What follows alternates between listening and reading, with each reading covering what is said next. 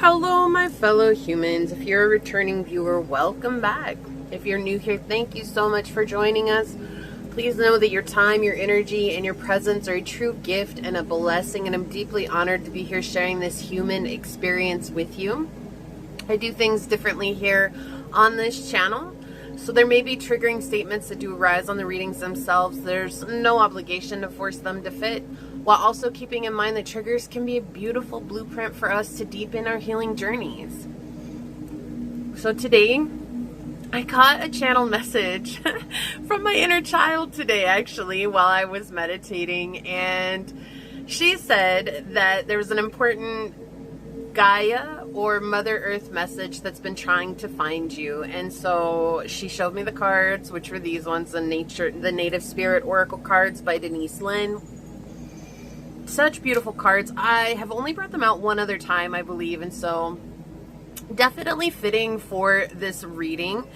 So we're going to be checking into that. And as for updates, I don't really think that I have any. Just want to say thank you to everybody for your patience while I get my feet back under me. I know it seems like this should have happened a lot faster, but it has been really rough riding energetically wise, not only in my home but just in my journey right now overall. And I was like so excited once Pisces moved, or Saturn moved out of Pisces. I was like, all right, I'm gonna get a break, but no, I've got some other things in my chart that are coming up, as well as just in general. I feel like the whole collective was expecting this year to be the year.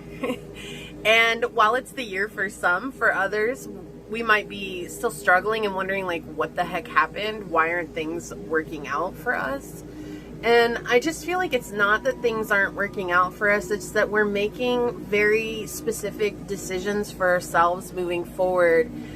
And we are in this mindset of wanting things to take off right away. Like to all of a sudden just, you know, bubble up and bubble over and everything's just hunky-dory. And that's rarely how this journey works. Everything seems to take some time. And it's not that we cannot manifest instantaneously. We absolutely can, right? But for most of us, we also have to step up into that energetic space of what we're trying to manifest. And sometimes that's where we're hitting brick walls, is because we're not feeling like we deserve it. We're not feeling like, you know, energetically we're ready for it, even though consciously we're saying, I'm ready, I'm ready, I'm ready, right? So there's something else that might be blocking us. And it's not to say that we have to heal in order for us to step into this.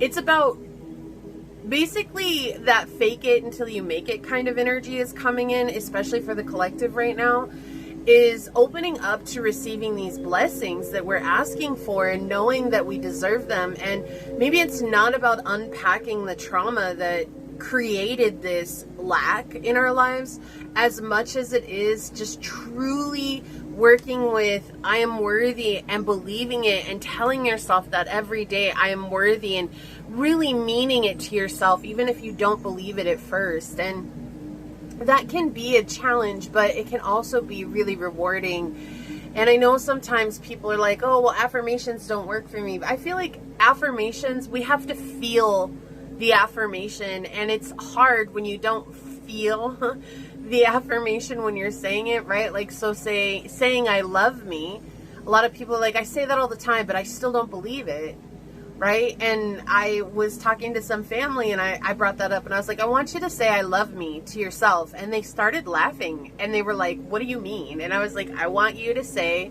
I love me like you want somebody to tell you. And they started laughing about it, and I realized how awkward this probably sounded to them, but at the same time, I also see where that is not just them, right? Like, that's the collective. And so if you're laughing about it and thinking that it's some kind of joke, right? We're not actually stepping up into that vibrational state of receiving those blessings. And that's where nature can come in. That's where the slowness of things can come and remind us that the process is truly just a safe process. And when we let go of outcomes and stick to our guns, if you will, or stick to our goals, or stick to our choices, that eventually things will turn around for us. And it's not on our time frame. It's on the time frame of believing that we deserve this, and from our heart's heart deserve this, right? Not just I'm telling myself, and I'm hoping and praying one day I'm going to wake up and actually feel it. It's truly deciding to say, I'm going to feel this emotion, even though I don't necessarily know how it feels, right? So it's just doing your best to emulate that emotion right now and keep manifesting. So an idea would be like, if you want to live in a certain home, right? Like taking those pictures and staring at those pictures and then feeling like, what do you feel like when you're in that moment, right? In that home? Do you feel excited? Do you feel at peace? Do you feel it? Whatever the feeling is that home really represents for you, and then step into that in that moment the best that you can. It's not about perfection. And sit with that every day, the same day, same time every day, and see what happens after some time. So I'm going to leave that there. Let's hop to our prayer and we'll get this message going. Mother Gaia has an important message meant to find you now, and we're going to see what it is that she has to say. And also, if you can hear the frequencies in the background, they are the Gaia frequency. So we're really tapping into her strength, to her presence, and to her slow wisdom. It's not about chasing right now. We're not worried about chasing. We're not worried about running to some end result right now. And what this reading really represents is our ability to step back and allow. My beloved Source and dear Mother Gaia, this prayer is for everyone here in this tribe and on this reading today. I feel like as a collective we're struggling because we want to see our manifestations come into fruition. We want to see them come before our eyes so that we know that this is real. And we're kind of in that state right now that if I don't see it, how can I believe it?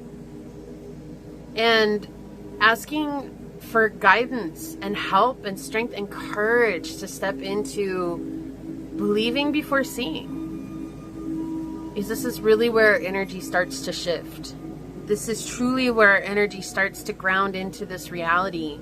This is really where we begin to recognize that we have the power to change the life that's set before us. And sometimes we're so stuck on what we're seeing with our eyes, and that's not a bad thing. But it can keep us withdrawn, and it can keep us distracted from our own truths. It can keep us distracted from trying to manifest what we want because we're looking at struggle, defeat. We're seeing people who are losing and grieving. We ourselves feel like we're losing and grieving. And so today I ask for a change of heart, a change of perspective, this grounding of energy that even if it appears as though it is lost, that is truly but one perspective. And that we have a choice to see it a different way. We also have a choice to feel into that, and neither are wrong and neither are right. We just have to choose what feels right for ourselves to move forward. And so however that is and however that unfolds for each person here, may it be so. And may you help them along their own journey and be the support. Help them ground into this now moment.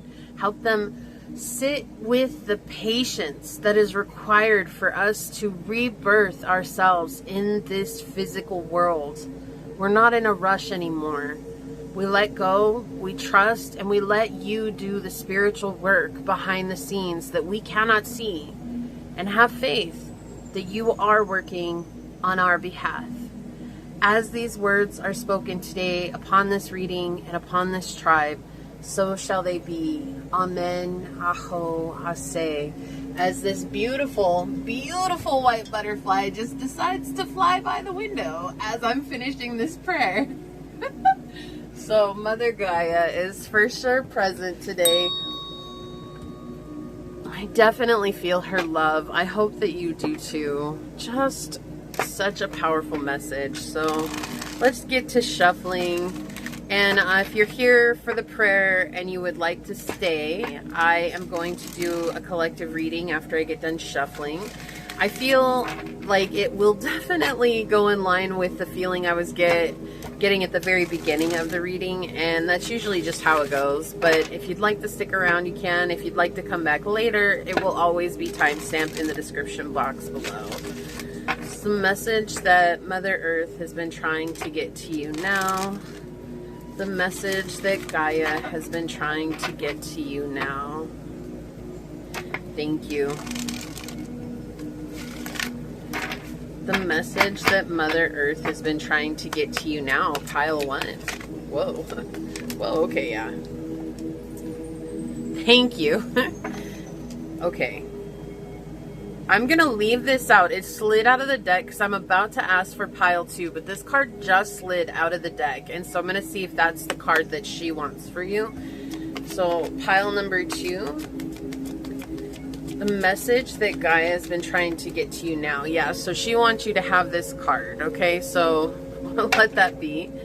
Pile number 3, the message that Gaia has been trying to get to you now. Wow. Yeah, just flying out here. All right, bottom of the deck, collective energy. Interesting, a smudging ceremony. Okay, and the smudging, so we'll get into that in a minute, but this just really feels about like cleansing your energy, right? Like cleansing a perspective, like I was talking about earlier. It's like, and in the prayer too, it came up, and it's like cleansing how we're seeing things and trusting our hearts over our eyes, which can be so challenging. Because we've trusted our eyes our whole lives and things haven't necessarily worked out for us for the better, right? And so maybe just trusting our hearts will help us to realize like doing something different has the potential to bring something more rewarding and something more substantial into our lives in this moment. When we think of smudging, there's actually a ritual that goes along with smudging. And I know in the spiritual community, everybody has talked about how smudging is taking a sage stick and, you know, cleansing the air with the sage stick or with Palo Santo or even an incense. But there's actually a very, especially when you go to Native Americans, there's a very specific ritual that goes along with smudging. So what we do with our sticks is not actually the ritual of smudging, but it is something that you can learn or ask about if that's something that you're interested in, or you can put the intention out to do cleansing with your sage, with your Palo Santo, with your incense, right? Whatever it is that you're using. But remembering that smudging itself is a ceremony. Okay, it is. It's a huge intentional ritual that's unfolding.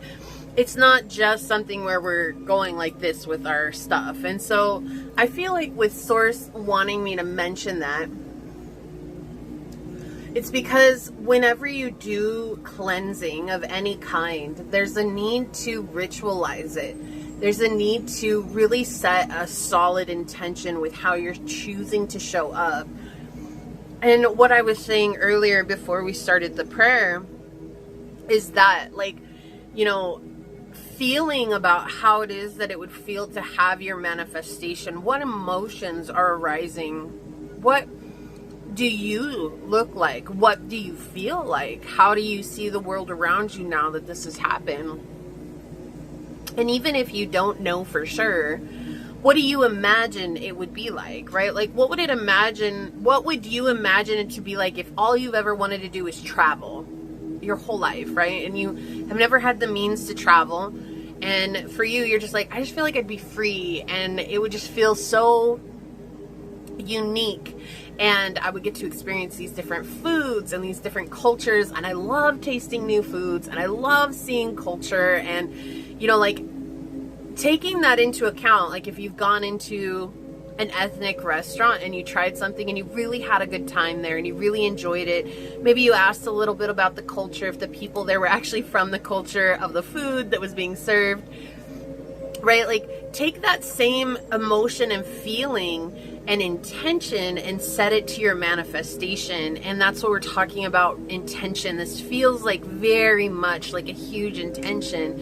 And Mother Earth is asking you to be intentional about your movements going forward, not just wishy-washy, hoping, praying, and when things don't come through, just being like, oh, I've thrown the towel, I'm over it, I'm done, I don't want to do it anymore, I can't handle this.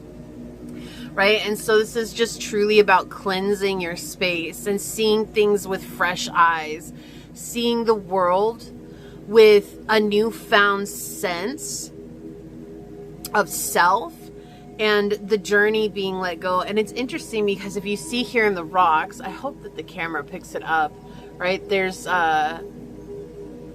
drawings in the rocks here, and it looks like they are either deer or elk or buffalo. It could be buffalo. They don't look as big as buffalo here, but they could be. Maybe a moose or a ram. That could be a ram right there with its curved horns.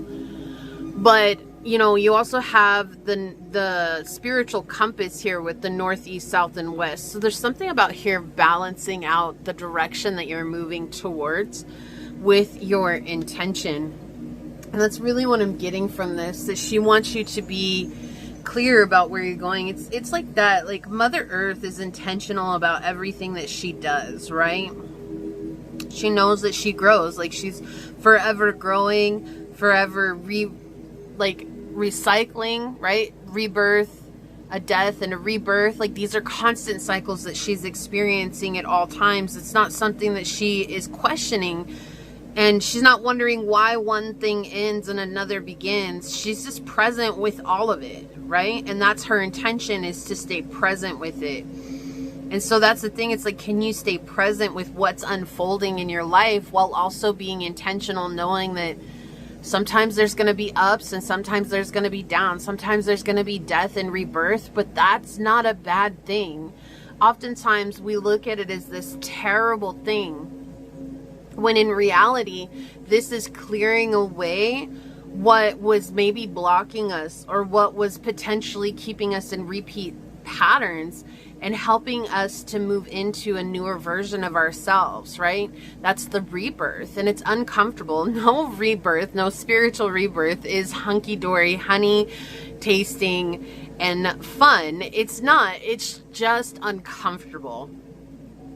It doesn't necessarily make it bad or awful or unenjoyable. It's just uncomfortable. And discomfort is often something that we humans have a tendency to run away from as soon as it arises. Okay. So the smudging ceremony, the card says, let go of the past, purify, detox, release whatever doesn't serve or support you in your life. Cleanse your body and environment by doing space clearing and clutter clearing. Let go of the old, discard and unused to make way for the new energy and new beginnings. Exactly what I was saying. Eat lightly, drink lots of fresh water, and consume foods with strong life force. So a lot of greens and vegetables, things that come from earth, will help revitalize you.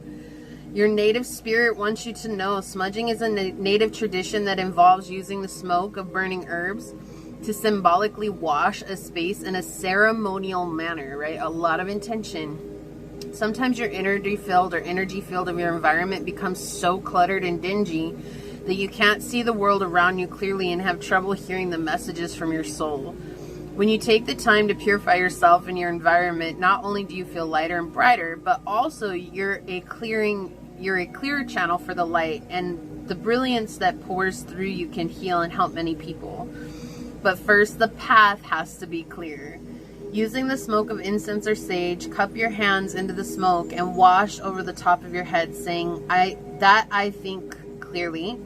Then cup the smoke to your eyes, saying, that I may see the truth. Next, bring the smoke to your throat area, saying, that I may speak the truth. Finally, waft the smoke over your heart area, saying, that my heart be open. What a powerful card to come out while we were talking about that, right? Opening up our heart centers and trusting that what our heart wants matters. And that can be a challenge on the journey because we're trying to make it somewhere, and sometimes we forsake ourselves for the sake of progress. And now what we're choosing is to forsake progress what appears to be progress and what appears to be forward motion for trusting ourselves. And sometimes that can be a very huge challenge, but definitely necessary. Okay, so very powerful energy coming in here. All right, so today I'm just keeping it super simple. I've got 3 stones. I did not feel called to using the dice for you to choose from today. I know that's something I've done for a long time, but I'm going to trust my intuition with this and just leave it as is. So for pile number 1, we do have this beautiful piece of rose quartz for you to choose from.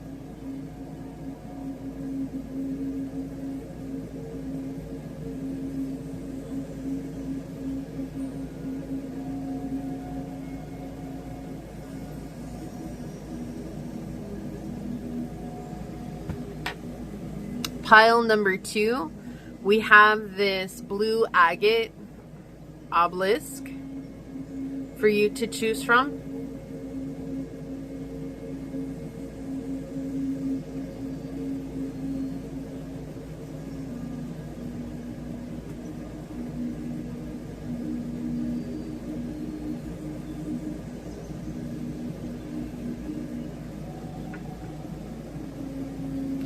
And pile number 3, we have this beautiful piece of aquamarine for you to choose from.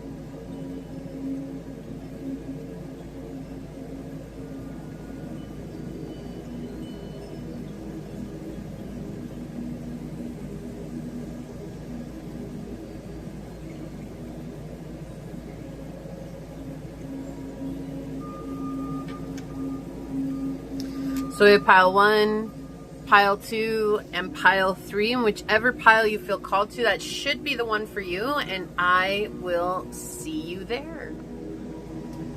Hello, my fellow human. If you were drawn to this beautiful piece of rose quartz,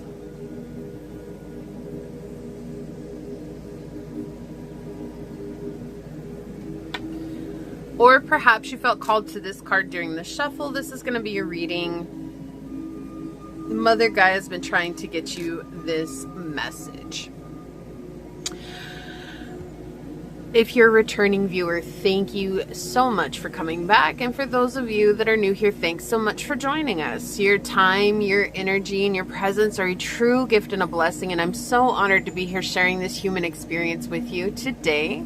I do things differently on this channel, so there may be triggering statements that arise on the readings themselves. There's no obligation to force it to fit, while keeping in mind that triggers can be a beautiful blueprint for us to deepen our healing journeys.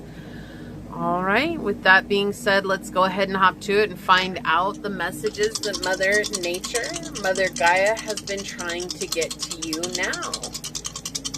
The message that Mother Nature's been trying to get to you now for pile 1. You know, there's some sort of like collaboration that's coming through here, and I feel like you're not seeing it clearly, or you're questioning it.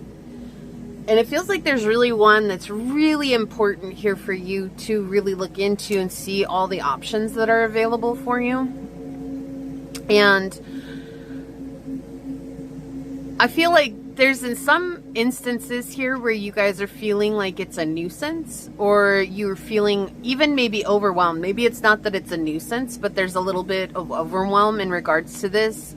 That could be a person, a business, somebody coming in wanting to offer you something new, or offer you, you know, a paid position in some way, shape, or form, like maybe contractual work. So like maybe contracting you for an art piece, or a mural, or a song, or a written poetry, or something along those lines. And you're just like kind of frustrated because maybe there's been people who've offered this in the past, but all their things are not really offers. Like it just feels like they're spamming you is what I'm getting. Like overflow in the mailbox, or overflow on your phone, or overflow in text messages or something like that. And you're just like, another one. But there's one that's coming in that's very important to you. And what Mother Nature's saying is to not cut it as a loss, but rather to take your time and to ask questions and really get a feel for it, because it's going to speak to you, but there's a part of you that just wants to shrug it off like it doesn't matter, or like, oh, this isn't that big of a deal. But I do feel like this is going to be an exceptionally big deal for you. And also reminding you that not everything that's going to come in is going to be what has happened in the past. So maybe in the past you were filtering out people who weren't good for you, or who were trying to bring you down, or just weren't in alignment with you, right? And this could just be even connecting with a love, right? Like a romantic love, a friend, whatever it is here. But I do get seventh house, let me try that again, seventh house energy here. But I also just get like collaboration was the word that came in. Like, it's time to collaborate. It's time to build something. It's time to put the pieces together for the next part of the journey. And that's coming in really loudly here. So let's see what the dice have to say. Yeah, okay, so we've got the 9th house. We've got Leo energy and the North Node. So there's something here that's spiritually aligning with you, taking you into a new step towards leadership. So this could be helping a community, even though, again, we didn't get 7th house on the dice, but I keep feeling like 7th house energy, or even 11th house energy is coming in here, like building a community and seeing a shift along the journey. And it feels really, really strong and powerful. But I love that the dice are coming through with this energy, because it's showing that this is something that maybe at some point you had asked for, and it's aligning with a past prayer or a past manifestation for you, like where you were just like, I just want people who are in alignment with me to find me with ease. And this is someone who's definitely in alignment with you, like their goals for the future align with yours as well, and they feel like together you are going to make great steps forward. And what Mother Gaia is also saying here is that you are already walking in a state of alignment, and to trust yourself, but also to recognize when maybe it's just the emotional ego in its hurt state coming through and being like a Debbie Downer. I don't know, would you call it a Derek Downer for guys? You know what I mean though? Like just saying, oh, well, it's never happened in the past, or in the past I reached out and said, yeah, I wanted to do this and I got ghosted, or whatever the situation is. That's not this. This is something that's very spiritual. There's a lot that can be shared and a lot of wisdom that is going to coincide moving forward. So this could be a spiritual friend. This could be even a spirit guide coming in and making themselves known. This could be an earth fairy coming in, or an earth spirit that you're going to be working with, right? So like a dryad, or maybe this is an animal spirit that's coming through. So whatever it may be, but there's some switch and shift for you here, stepping into very leader prone position where people are coming to you for advice, people are coming to you for your knowledge, people are coming to you because you're showing them the way. Okay, and it doesn't have to be huge. This doesn't have to be like this a massive across the globe kind of feeling. It could be one, it could be two people, and that's still a big deal, right? Like that's just as powerful as someone who's with the masses. But I do feel like this is going to boost your confidence. You're going to be like, oh, okay, like I'm so glad I took this opportunity. And it doesn't have to be a collaboration. Again, it's just something where instead of shrugging it off, they're just asking you to do the research here. So Mother Nature's asking you to slow down before casting something aside, right? Slow down and ask, is this in alignment with my highest goal and my highest values and my highest morals even? Is this integrity? Is this something me trusting in my heart? Is this me trusting in the process? And then allowing that to guide you through the next steps, because you're going to find the one that's right for you. And it's not about just jumping in and saying yes to each one that comes up, right? Like sometimes we think that, oh, I should just say yes to everyone and all the ones that aren't for me will weed themselves out. Well, that could definitely be true, but the ones that aren't for you, if you choose to say yes to them, you're also using an exorbitant amount of energy to bring those up from the ground when they're dragging you back down, right? And so you want to really focus on the things that are more in tune with where you're going spiritually. But I do see that you are connecting with your higher self, you're connecting with your intuition, you're moving away from things that you've outgrown, and there's a lot of seeds here that are starting to grow, and you're going to be reaping your rewards very soon. But also needing to trust your intuition right now instead of the voice of the ego, it feels like is coming through. But let's find out some more. Mother Earth, what is the message you've been trying to get to pile 1? Yeah, really powerful it feels like. What is the message, Mother Gaia, you've been trying to get to pile 1? Don't fall for temptation with the devil in the reverse here. Right? And not everything that glitters is gold. Like, I feel like this is really powerful because sometimes we get obsessed with a certain outcome, or we get really focused on things happening in a certain way. And so when someone offers that to us, right? Like, here's an example. You want a specific car, right? This is just an example, but here, you want a specific car and you've always wanted this car, and you're like, oh my gosh, I have to have this car. I have to have it brand new, off the lot, whatever. And so someone comes in and says, I'm going to offer you the deal of a lifetime. I'm going to give this car to you half off. But just remember, the minute you drive it off this lot, that it's your responsibility. You can't return it. There's no money back, whatever. But you want the car so bad that you're like, cool, whatever. You're giving it to me half off. I can actually afford that. I'm going to take it. I already hear everybody saying, that's a bad idea.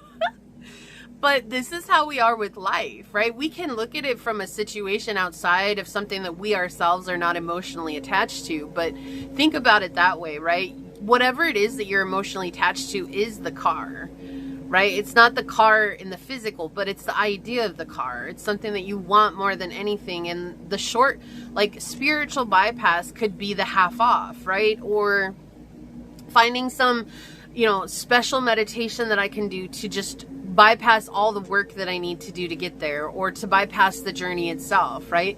So the obsession with the outcome here is the devil. And what she's saying is that it's only going to get you into, I mean, trouble isn't necessarily the word here. It's going to dig the hole deeper, right? Like, you're digging your own hole. You're digging deeper into that hole when you're trying to bypass what's being asked of you, which is to build stairs from the dirt in the hole that you've dug. But climbing up seems like an impossible task, but it's not, right? And so going back to the car analogy here, it's like you take the car, and the minute you drive it, it gets 1 foot off the lot, it breaks down. It's a dead paperweight, right? Blew the engine, blew a rod, whatever you want to call it. The people knew it was going to break down. And so you go back, you're like, I haven't even left. And they're like, oh no, you're a foot off the lot. So sorry for you. Now you have to deal with it. We're not going to take it, you know. And they're like, but I haven't even gotten to enjoy my ride. Right? I haven't even gotten to live this dream that I wanted to live in. And they're like, not our problem.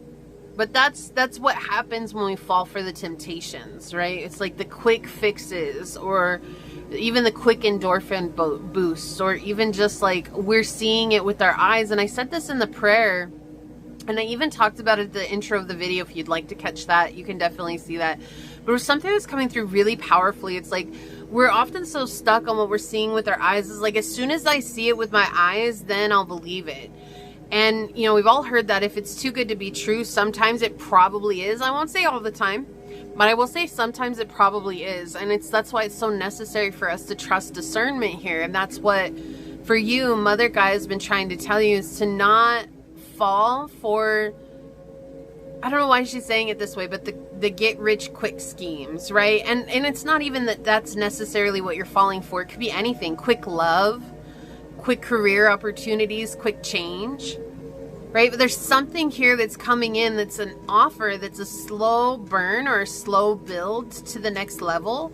And it's going to be something that is worth your while. But because it doesn't come in like a shiny piece of foil, like what you're used to from the past, you might overlook it. And that's what they're saying. She just wants you to slow. No, She just wants you to slow down. Oh my gosh. The Three of Coins talks about collaboration. It's the collaboration card. It's the growth. It's like growing a business, and it's building something, connecting with other people here, right? That's where luck comes. Oh my gosh. The message was so clear. Even before we looked at the dice, just this message coming in was so clear. There's something here that's very beneficial for you. It's very fortunate for you. It's very beautiful. It's going to be a beautiful collaboration. It's going to be in line with you spiritually. But it might not look like something that you would actually go towards because of it being a slow situation, or because, you know, it's like, oh, I'm just so used to being, you know, when you're used to being offered trash, like this is real. When you're used to being offered trash, the minute that someone offers you a treasure, you question that treasure. It doesn't matter. They can sell you on the treasure. They can tell you this is the best thing. Like, we're going to give you all the authentication for it. We're going to give it to you. And then the next person that comes along that sells you a high class piece of trash, likelihood is that we're going to gravitate towards that high piece of trash because we don't trust the treasure. We don't trust it because it's not something that we're used to. But if we were to take a moment and slow down and just sit with it, like, what am I feeling here? Am I feeling nervous because it actually seems like this could be the one? Or am I nervous because I feel like this is not at all for me, right? We can trust that internal gut feeling. We can trust that internal knowing. And that's what they're saying here. Mother Gaia is saying, like, there's something beautiful that's going to help you go to the next level here with the Wheel of Fortune. And it's a collaboration of sorts that's going to help you feel passionate, feel alive, feel connected. It's going to be stable, and it's going to be expansive, right? Instead of, like, isn't this interesting? If you look at these two cards, what I'm seeing is the very same thing, but reverse. You have the Devil with his two nymphs here on the bottom, right? So you have the 2 and the 1, and here you have the 2 and you have the 1, but we see it in the upright, right? And that's exactly what it feels like. Don't fall for temptation, right? If this were in the reverse, right? This is a dissolution of a partnership in the reverse. That's a very basic meaning of the Three of Coins, but it's very, very basic in the Tarot Marseille.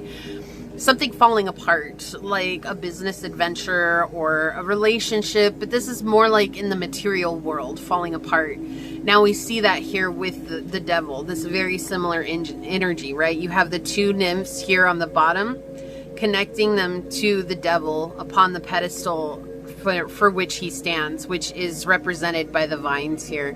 And so you see the vines here connecting the 2 of Coins, connecting the 2 nymphs. Don't fall for what isn't yours to have in the first place.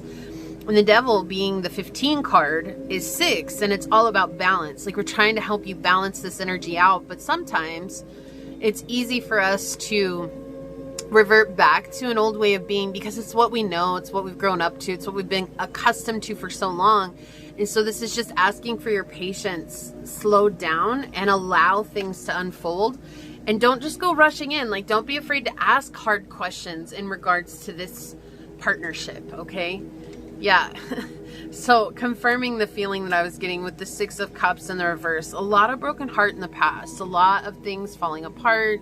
Like, you've been betrayed. You've given a lot of one-sided love. Like, things have not worked out for you. Whether that's romantically, friendships, business partnerships. Like, just feels like in the past there's been a lot of things that haven't worked out for you. We have 6 of Cups and the Devil again being 6, trying to bring balance back to this situation, trying to find harmony and a resolution to the situation, which is maybe going from a 6 into a 3, which isn't going to be the most comfortable thing, but is powerful nonetheless.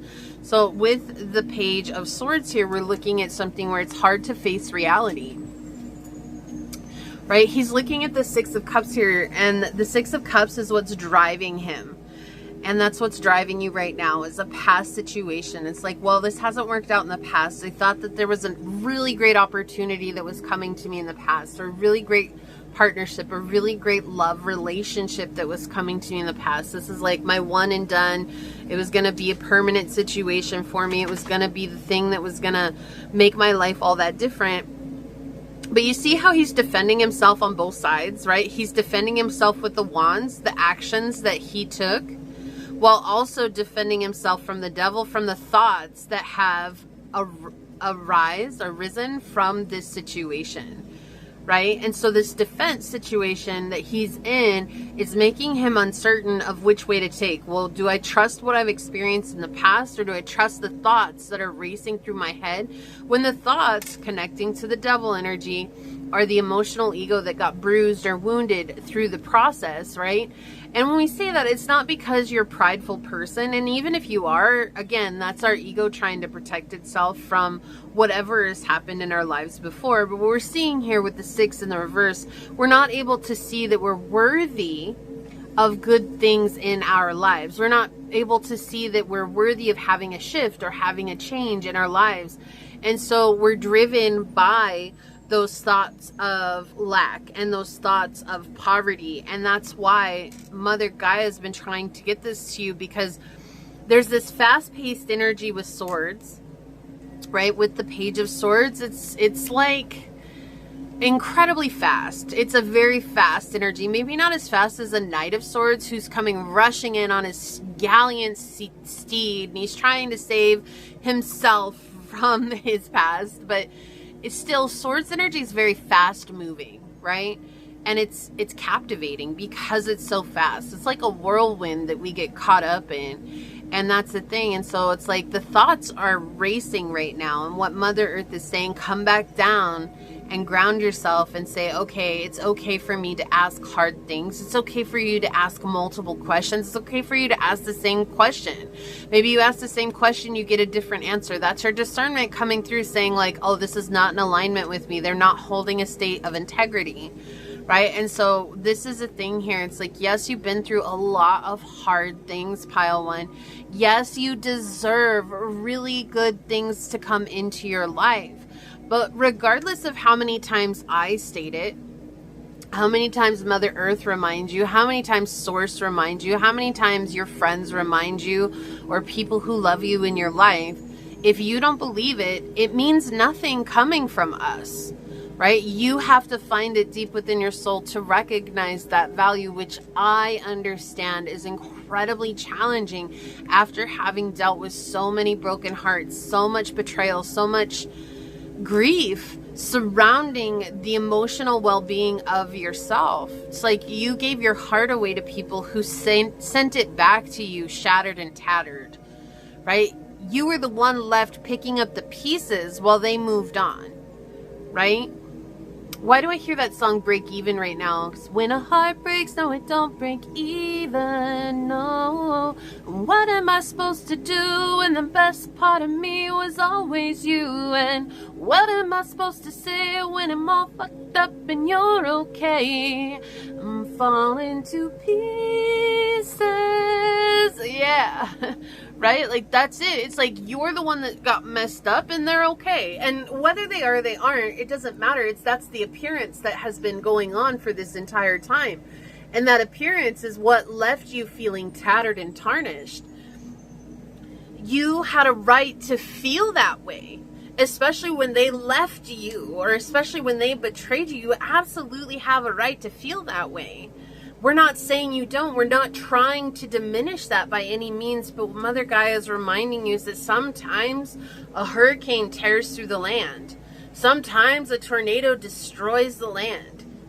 And there might not be any rhyme or reason for it other than the conditions were met, right?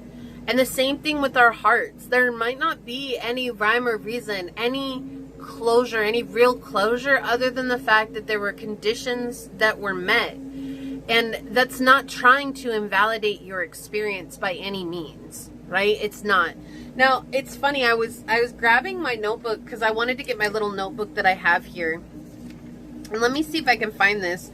I had written down in here about forgiveness, and I talk about how forgiveness is a very selfish thing for us to do. It's actually the one selfish thing we deserve to do for ourselves, right? Because it's freeing ourselves from the past, and it's freeing ourselves from the situation. But a long time ago, I'd written down what this gentleman who was talking about forgiveness, and he was talking about, it was actually this sermon I was watching. It was so wild.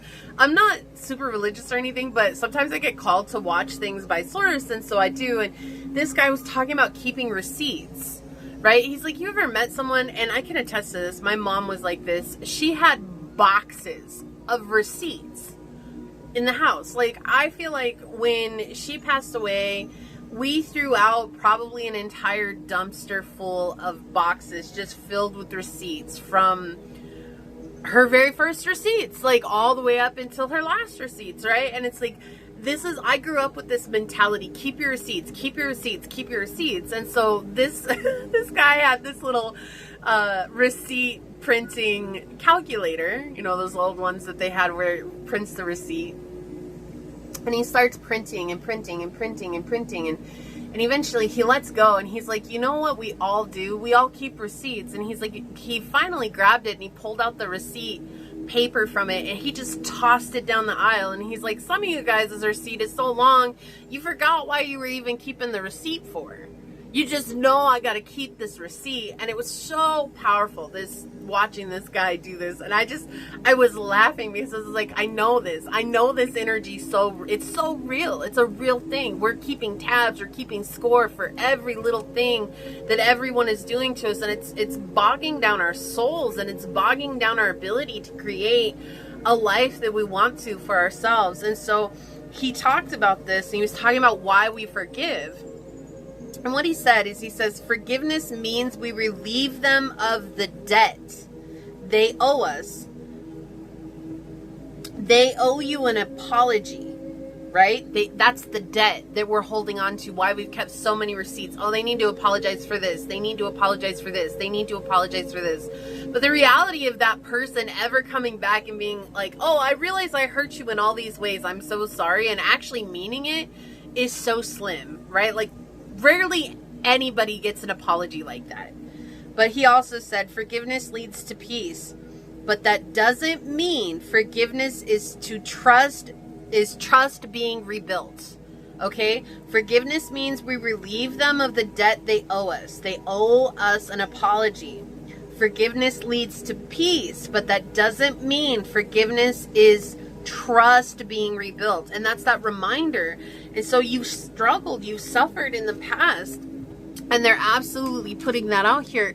But also with the Page of Swords, we do see this very childish thought process that's unwinding here. So whether that is reminiscent of a childhood wound or not, we see that that's the way you're showing up right now in regards to this offer that's being made to you, because it's like, I've been hurt before, I don't want to get hurt again, which is a normal response, right? Not calling you immature, we're not calling you, oh, how dare you be childish. This is just a normal response to something that's happened. But you have to find it in yourself to let go of the receipts from the past and trust that the future will be better, because you've learned the lessons. And through those lessons, you now know how to walk confidently into the present, which will then recreate the future. But if you keep going back to this energy, the Page of Swords, who's a very unsure, he's not very sure about his decisions at all, right? Look at his feet. He's got one in the past and one in the future. He's not standing here in this moment, because the past is determining his actions for this present moment, which then determine how he moves in the future. And because he's not seeing anything different in the future, he just begins to believe that it's me against the world. The world is always going to have something out for me. Well, as a man thinketh, right, you are what you think you are. And so as those thoughts continue to unfold in your life, how can they ever be anything different if you choose to keep thinking the same thing? Now, this is not an overnight change, right? We're not asking you to overnight this. We're not asking you to let this go right away. We're asking is just for awareness. When you're aware that this thought process is getting triggered, ask yourself, is this reality now? Is this true now? Or is this the past trying to make an illusion out of this present moment? And just sitting with that for a moment can help you make better, more grounded decisions moving forward, because you have large ambitions that want to be fulfilled.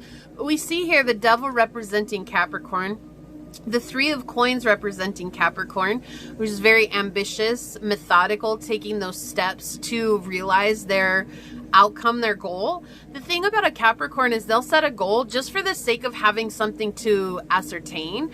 But as soon as they get their goal, they don't even care. They move on to the next one. That's something that's so powerful about Capricorn energy, right? But right now you see that struggle. You see the struggle here that's pulling a stalemate. Even though technically the devil energy can be bigger than the 3 of coins, right?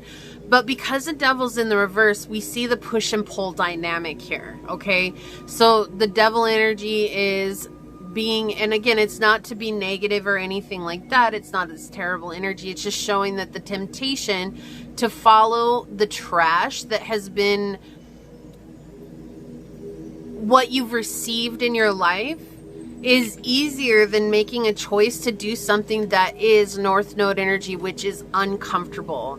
And I talked about that in the very beginning, where we'll follow what we're comfortable with, because discomfort is something that we have a hard time going towards, right? It's just something that we naturally will run away from. So we've got square, exactly. This has been a super challenging situation. It is a mountain to climb. You're climbing over what was once foundational for you on your journey, right? This is belief that has created the landscape of you. It's not to blame yourself. It's not even to blame everyone else in your life. It's just the thoughts that have arisen from everything that's unfolded in your life has created the landscape upon which you walk now. And so we're trying to tend to our landscape.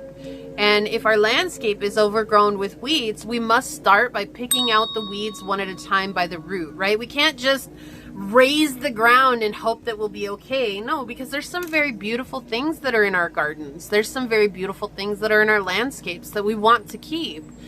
And so it starts with picking out the weeds one by one, which are those thoughts. When we become aware of them, we can pull them out by the roots. Is this actually my reality? Or is this something that's mirroring the past? Is this something that feels like past energy to me, right? Yeah, Neptune, dream and transcend, something that's very uncertain, not very clear, right? That has a tendency to take the reins in your life. And remembering that you have big dreams, and in order for you to realize your big dreams, you have to choose something different, right? You can't keep going down the same road and expect things to change just because. That's not how this life works. It's just not. I wish it did. But honestly, Pile 1, if that's how it worked, more people would be doing it, right? And if it was easy, more people would be doing it. The reason it's a challenge is because it's worth our time. That's why it's a challenge. It's worth the end result. But that's the thing. Everybody wants ease in this life. And not everything that's worthwhile comes easy. Doesn't mean it won't come simply. But ease was never the promise. Yeah, exactly. Education. Taking what you learn and then teaching others. Right? Teaching others. So this could be a collaboration about you teaching someone else. You could be going back to school, and this is you working with a professor, or you working with a student as a professor. These are very specific coming in. But I do feel like this is you sharing your wisdom with someone, and this collaboration is what brings you more people who are looking for this wisdom that you have, which we got with the dice reading. All right, so you're learning right now how to choose differently for yourself so that Source can make you a testimony, right? Sometimes Source makes us a testimony, and that's so amazing, but also incredibly uncomfortable. It's like, oh, I don't know if I can handle this, but there's something really powerful about that as it's unfolding, right? And you get to watch it unfold. So we have Airmed with Matilda. You are in need of rest and recuperation. It is only when cradled in the silence of a powerful being that you can achieve self-awareness and follow your soul path with divine clarity. So you're being called to take this period of rest to reconnect with your heart. Maybe you work closely with dragons or elves. She's an elf here.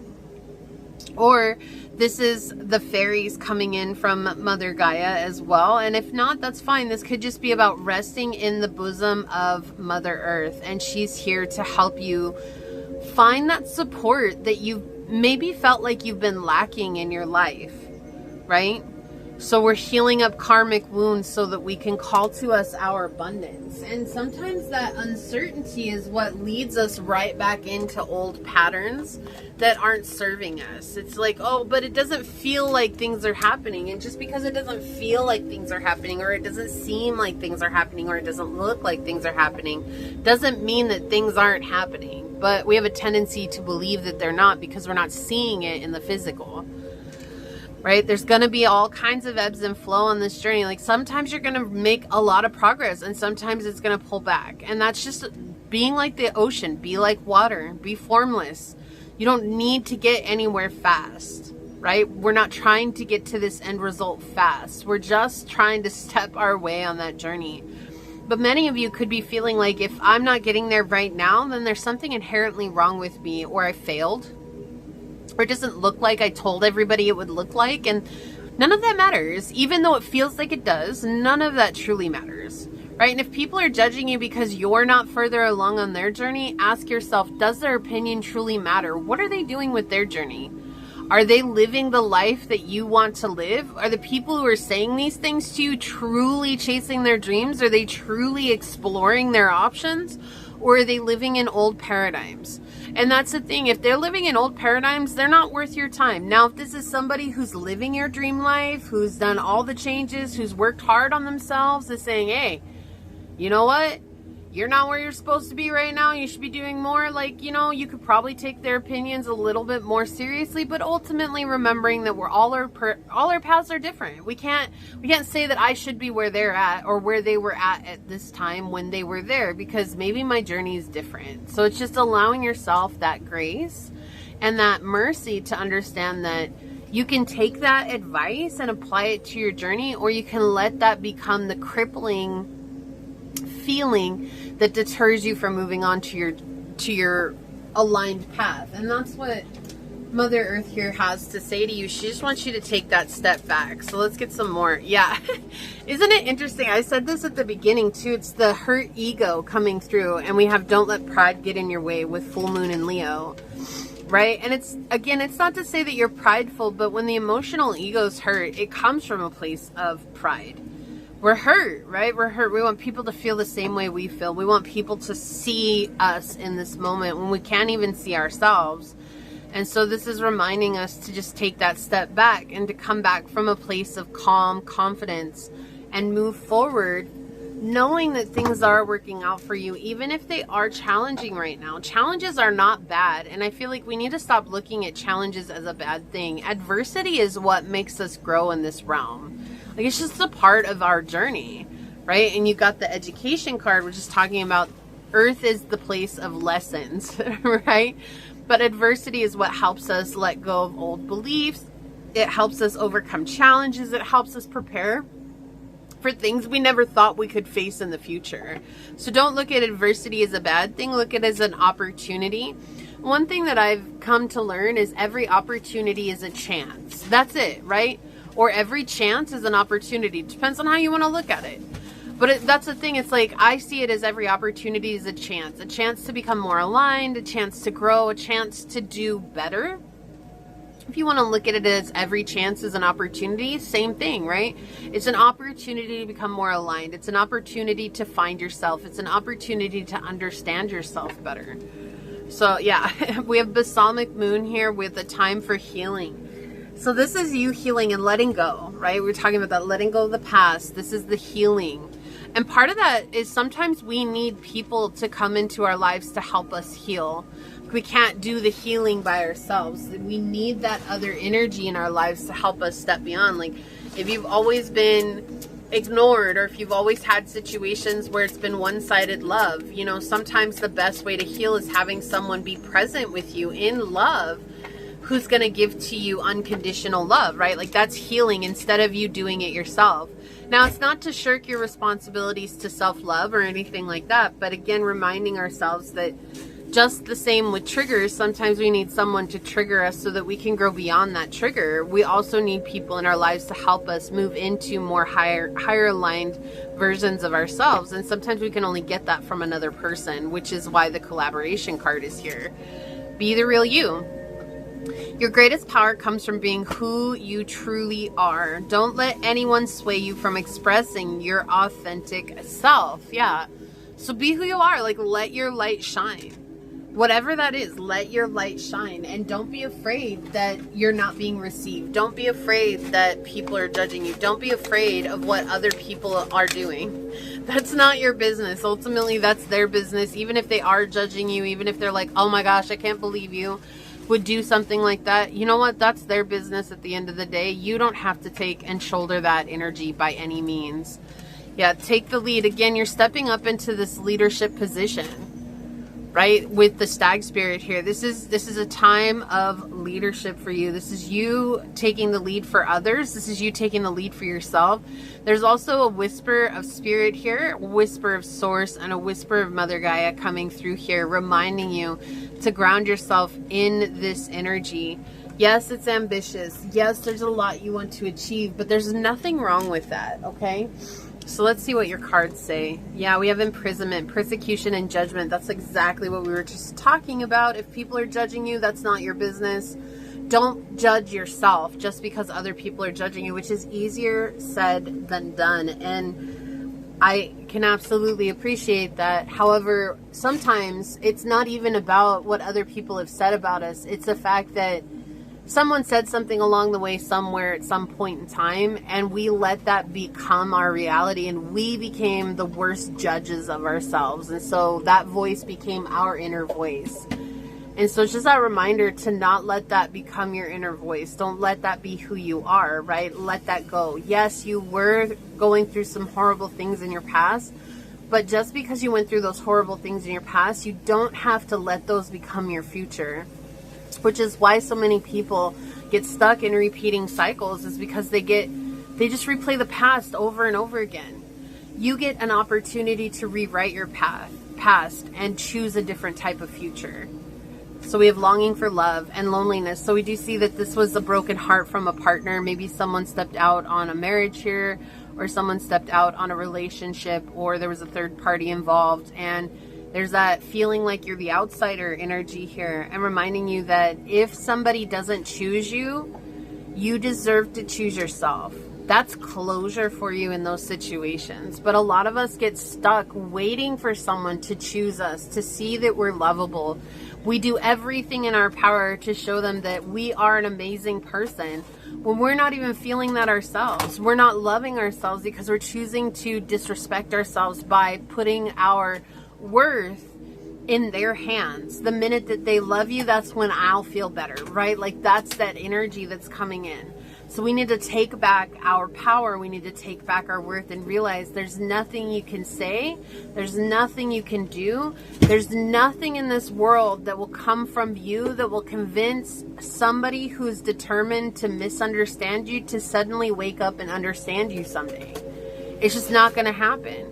So you can keep longing for love, or you can say, you know what, I put enough energy into this past situation. I put enough energy into these old connections. I want to choose a new future for myself, and that's where I'm going, right? We have Heke and Gealachlu with only a rebellious mind is sufficiently agile and flexible to grasp magic in its entirety. Have the courage to rebel every once in a while. And I feel like that's exactly what you're being asked to do. This is a shadow aspect coming up for you as well. And so Mother Gaia is asking you to embrace the darkness, embrace the shadow, give it love. Give this part of you love. If you were holding out for somebody, give that part of you love and say, we don't have to hold out anymore. I'm right here. I got you. I got your back.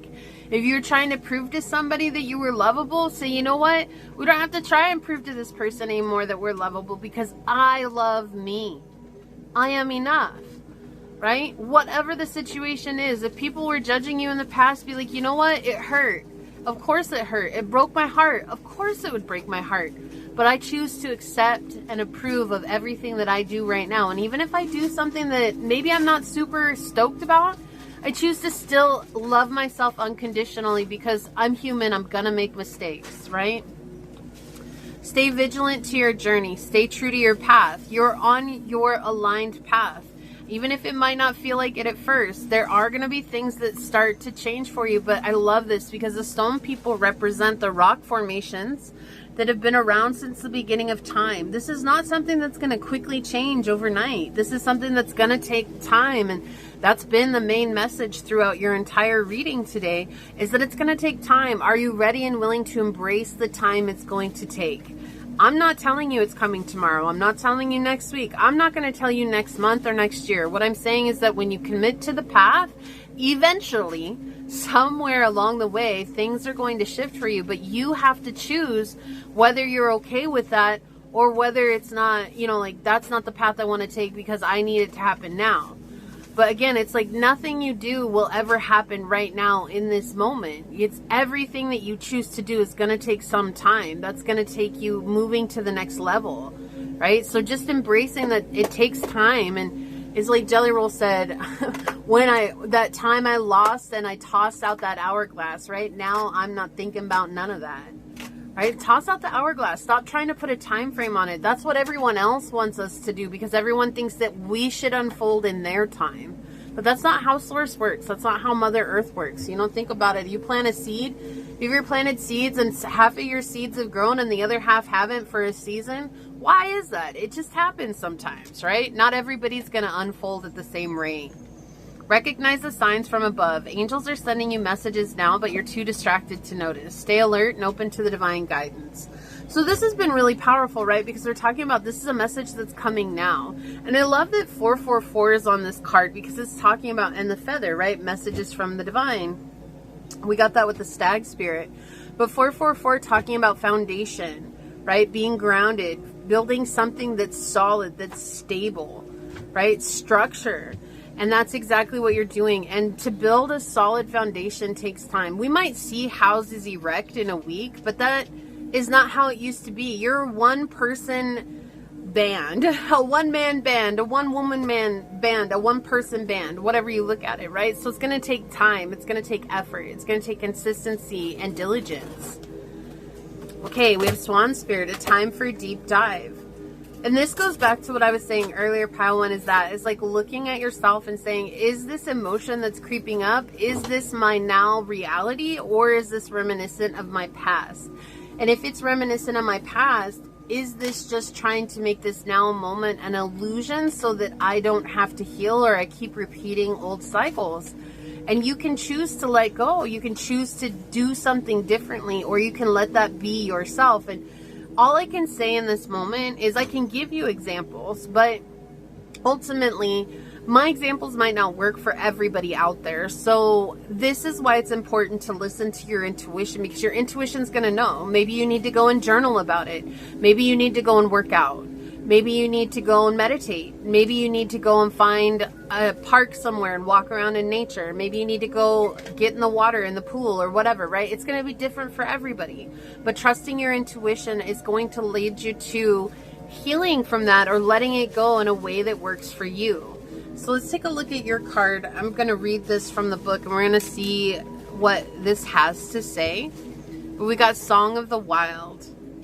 Also, it feels like speaking your truth here, letting yourself be heard, has been something that maybe you've struggled with. But also hearing yourself. It feels like you've struggled hearing yourself. Like there's something where maybe you've always pushed things aside, or maybe you just always, you know, played the nice person, or, you know, and being nice is different from being kind.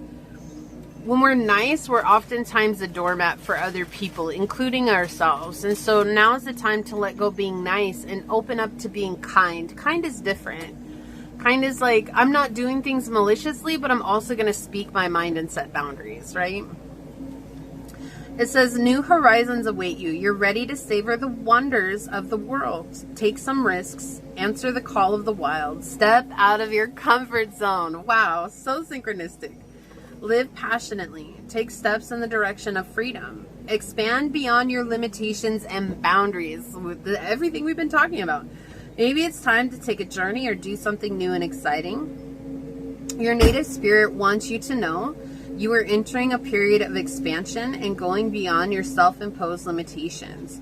Even if you feel hesitant, this is a time to try something new and do things in a different way. Oh my gosh, this is like word for word, one sentence sum up of everything that came out in the reading. Whoa. You might even visit far-off lands or wild natural places. Adventure often entails risks, but without it, life can become lackluster and stagnant. There's a vast, new, and wondrous vista just around the corner, but you'll never see it if you don't venture out. The journey. Plan a trip.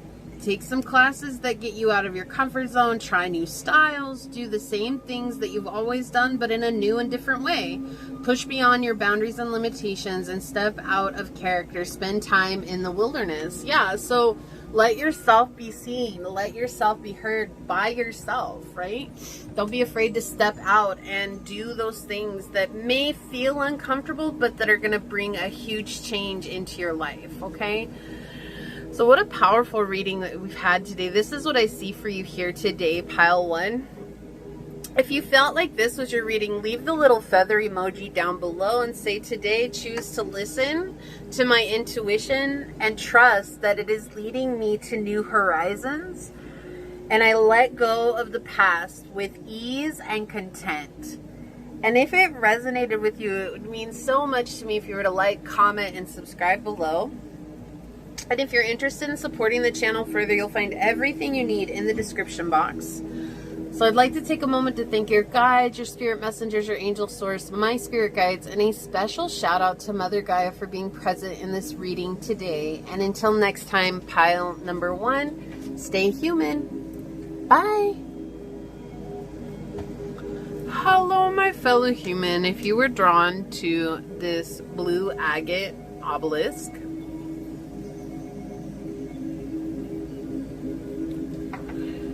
or perhaps you felt called to this card during the shuffle, this is going to be a reading on the message that Mother Earth or Mother Gaia has been trying to get to you. So I want to say, for those of you that are returning, welcome back. And if you're new here, thanks so much for joining us. Your time, your energy, and your presence are a true blessing and a gift. And I'm deeply honored to be here sharing this human experience with you today. I do things differently here on this channel, so there might be triggering statements that do arise on the readings themselves. There's no obligation to force it to fit, while keeping in mind that triggers can be a beautiful blueprint for us to deepen our healing journeys. All right, so with that being said, let's go ahead and hop to it and find out what your messages are. Now, there is something here about, there's something that is ending, and then there's also this new perspective shift, which has definitely came out in the intro and in the prayer, as well as the collective reading. So if you're interested in checking that out, you'll find all of those timestamped down below. But let's find out some more here. Mother Gaia, what is the message you've been trying to get to pile number 2? What is the message you've been trying to get to pile number 2, Mother Gaia? Yeah, it just feels like right now, like there's something that you have shifted away from, like an old way of being. This could be letting go of a person. This could be letting go of a job, letting go of even a home or a car. This could be, it feels like you've let go of something. Energetically, physically, mentally, emotionally. There's a let go here. And with that, something is, it's making space for something new to come in. And it's not going to come crashing in, right? Like, this isn't something that's coming crashing in right away, but it is making space. Like, that's what you're doing right now, is making space for better days. Better days are going to come, right? So you could be getting a promotion soon. You could be getting a deal on a new home. You could be calling in a new love. You could be calling in friends. You could be calling in money. You could be calling in anything, right? It could be anything that you're looking for. Even spiritual awareness, awakening, connection, anything like that is coming through. But I do feel like there's also this shift where you're realizing what was holding you back for so long. So maybe there was like on your journey to manifestation, you are overcomplicating manifestation. And so now you're seeing it like, oh my gosh, I was the one that was holding myself back and I didn't even realize it. And so now you're getting that insight as to what it was that was holding you back. Again, not something to blame ourselves for, but it's like the light bulb moment, right? Light bulb. Like, that's what's happening here. You know, when Gru gets the light bulb in Despicable Me, light bulb. Yeah, so I feel like that's what's happening here, is a light bulb moment where you're now realizing like, oh, okay, like I have been keeping myself from doing this, or I've been keeping myself in this repeat cycle, or I've been accepting something that I actually just need to move away from, right? And that shift is bringing with it a lot of expansion and a lot of clarity for you moving forward. Yeah, okay, so we've got the 11th house, we've got Pisces energy, and we've got Pluto. Yeah, a death and a rebirth here. And a sudden progression with the 11th house, but also dreams coming true. Letting go of guilt, of blame, of fear, right? Sometimes, you know, I can't remember, it was Marianne. Oh, I wish I could remember her name.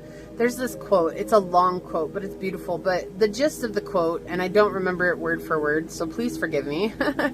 But the gist of the quote is that we're often not afraid to be successful because of leaving people behind. We're often afraid of being successful because of being seen. And I feel like that's so profound sometimes. Like, we think that, oh, you know, like, we have to move away from people that we loved, or we have to let go of things that we were comfortable with, or whatever. And it's like, that's where the fear comes from. But sometimes it's really, truly revolved around us being seen. And what does that look like when we're seen and accepted if it's not something that we've ever experienced in our lives? And that can be so scary, because it's like we can imagine what we want it to look like, but what if it doesn't look like that at all, right? So there's all these questions that come from that and are revolved around that. And so we do see here, it's like you're empowering yourself to move forward. There's also been a lot of integrating the shadow for you, and, you know, deep dives into your own soul, into your own self. And what Mother Gaia has been trying to get to you is that it's okay for you to put yourself back out there in the community, to connect with people, to talk to people, to create friendships with people, to trust, you know, I wouldn't say trust go as far as saying trust everybody that you meet, right? But to trust yourself and to let that trust extend to others, you know, when it's warranted. It's not always going to be warranted, and that's okay. But if you're always looking at everyone from this, like, place of distrust, which I get 100%. I have a Scorpio moon, and we don't trust anybody.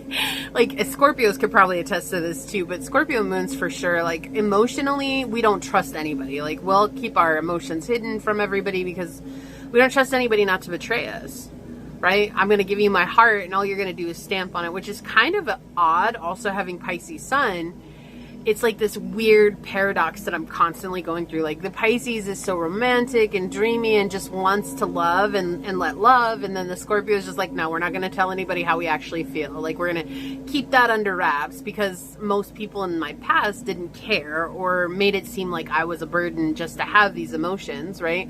And so it gets a wound early on. And so I feel like that's something that you yourself might go through. Maybe you have a Scorpio moon or Scorpio rising or sun. Or you could even have fourth house placements with Scorpio. Or you could even have a fourth house stellium, or an eighth house stellium is coming in here. Or even a Scorpio stellium, right? A stellium in Scorpio. So, you know, like, that's all coming in. But I feel like betrayal is something that's definitely been along the journey. Maybe jealousy, excess, greed, obsession for some. And please, trigger warning as I'm moving forward with this statement. You could have had stalkers or people who have just they won't let sleeping dogs lie when it comes to you, right? Like, you've said, no, I don't want to be involved with you, or no, I don't want to go down this road with you. And they are very forceful trying to get you to be involved with them. And you're just like, no. And so it's something that you've had to empower yourself to trust your no, maybe to use other tools at your disposal to block, to disconnect, to move forward, to distance, right? That's what this feels like. And so I do feel like the shift in perspective is bringing a sudden growth period for you, and it's a very spiritual growth, but it is also a very progressive growth affecting others as well in a very positive way, but also in a very deep way. Okay, so what Mother Earth is reminding you is to stay grounded in this time, because there's this, it's almost like an auric shift for you, and that auric shift is going to blast out into the world, and some are going to be all for it, and there are going to be some that are not for it at all. But don't let the people who aren't for you, or who aren't for that shift within you, or you being empowered, deter you from that. Because it's just letting you see their true colors, which you've always known. And I feel like that's something that we should just touch on really quickly as well, is that it's one thing to know intuitively that a person's not for you. But when you physically are shown that they're not for you, like in the way that they treat you and something they say that is absolutely atrocious, the manipulation that is so glaringly obvious, or whatever it is, like now instead of being like under wraps and then being manipulative, now being out in the open and being manipulative, like those are things that really just, it's surprising. Right? It's very surprising when stuff like that happens. And so what they're saying, what Source is saying, and what Mother Earth is saying here is to stay grounded in this time, because you're going to be shown a lot of truths moving forward, and not everybody is going to be happy about this shift that you're going through, especially people who are used to receiving benefits from you being in a lower vibrational state. Right? So there's going to feel like some certain emotional dangers are going to arise, but they're not. It's just the illusions of those emotional dangers reminiscent from the past. So whether that's family who's acting out towards your growth, whether that is friends that are acting out towards your growth, co-workers, a boss, whatever it is, someone close to you, reminding yourself that that's not for you to carry, and to stay grounded in your reality right now, not in theirs. You've done enough of that. Yeah. So the Hermit, remember the work that you've done thus far. You've overcome so much, and you've gained a lot of wisdom with that too.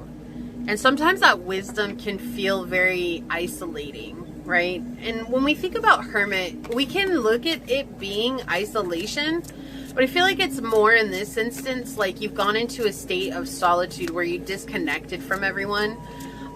This could also be, at the time of posting this, we're still in Mercury retrograde shadow, but Mercury retrograde is over with. It did go direct on, I believe, the 20th or the 23rd of July. I'm not 100% sure right now. I looked, and then I wasn't that interested in it right now because Mercury just totally baffled me this time around.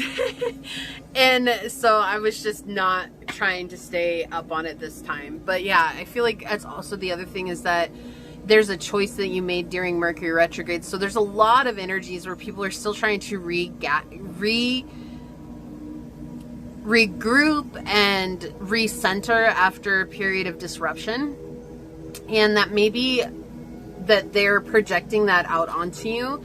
And so what Mother Gaia is reminding you is that a lot of these people who were benefiting from you being stuck in a cage, or stuck in an imaginary cage, they may lash out and be very cruel or vicious to you. And they're not saying this, like, she's not saying this to make you feel bad, and she's not saying this to make you worry about it either.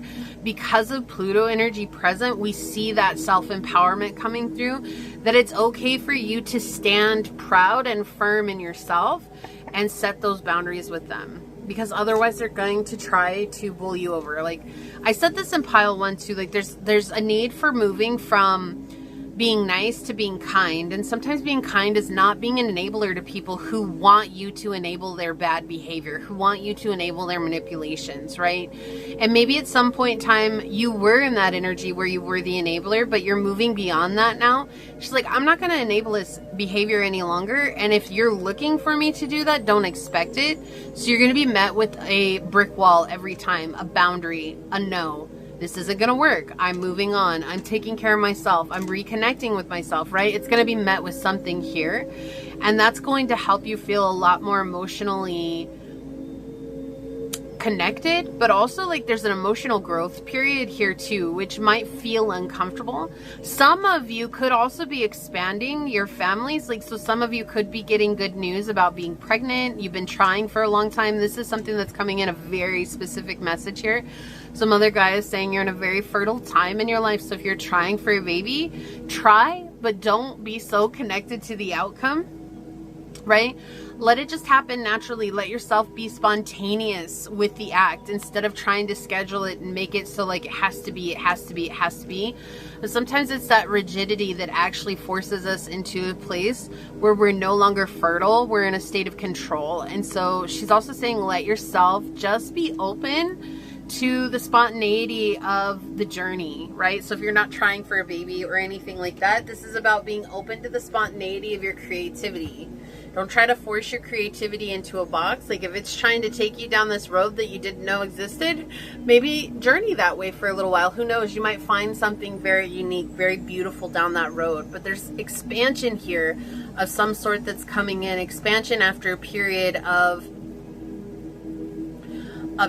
entrapment is what it really feels like to me here. Being stuck, being stagnant. Yeah, regaining your balance after something really difficult has passed, right? After a period of lost equilibrium. The 5 of Wands is representing your energy right now. And so there's balancing energy here. Okay. It's been a change for you though. There's been an emotional change, but there's also been a change in the way that you're approaching your life, that you're approaching the journey.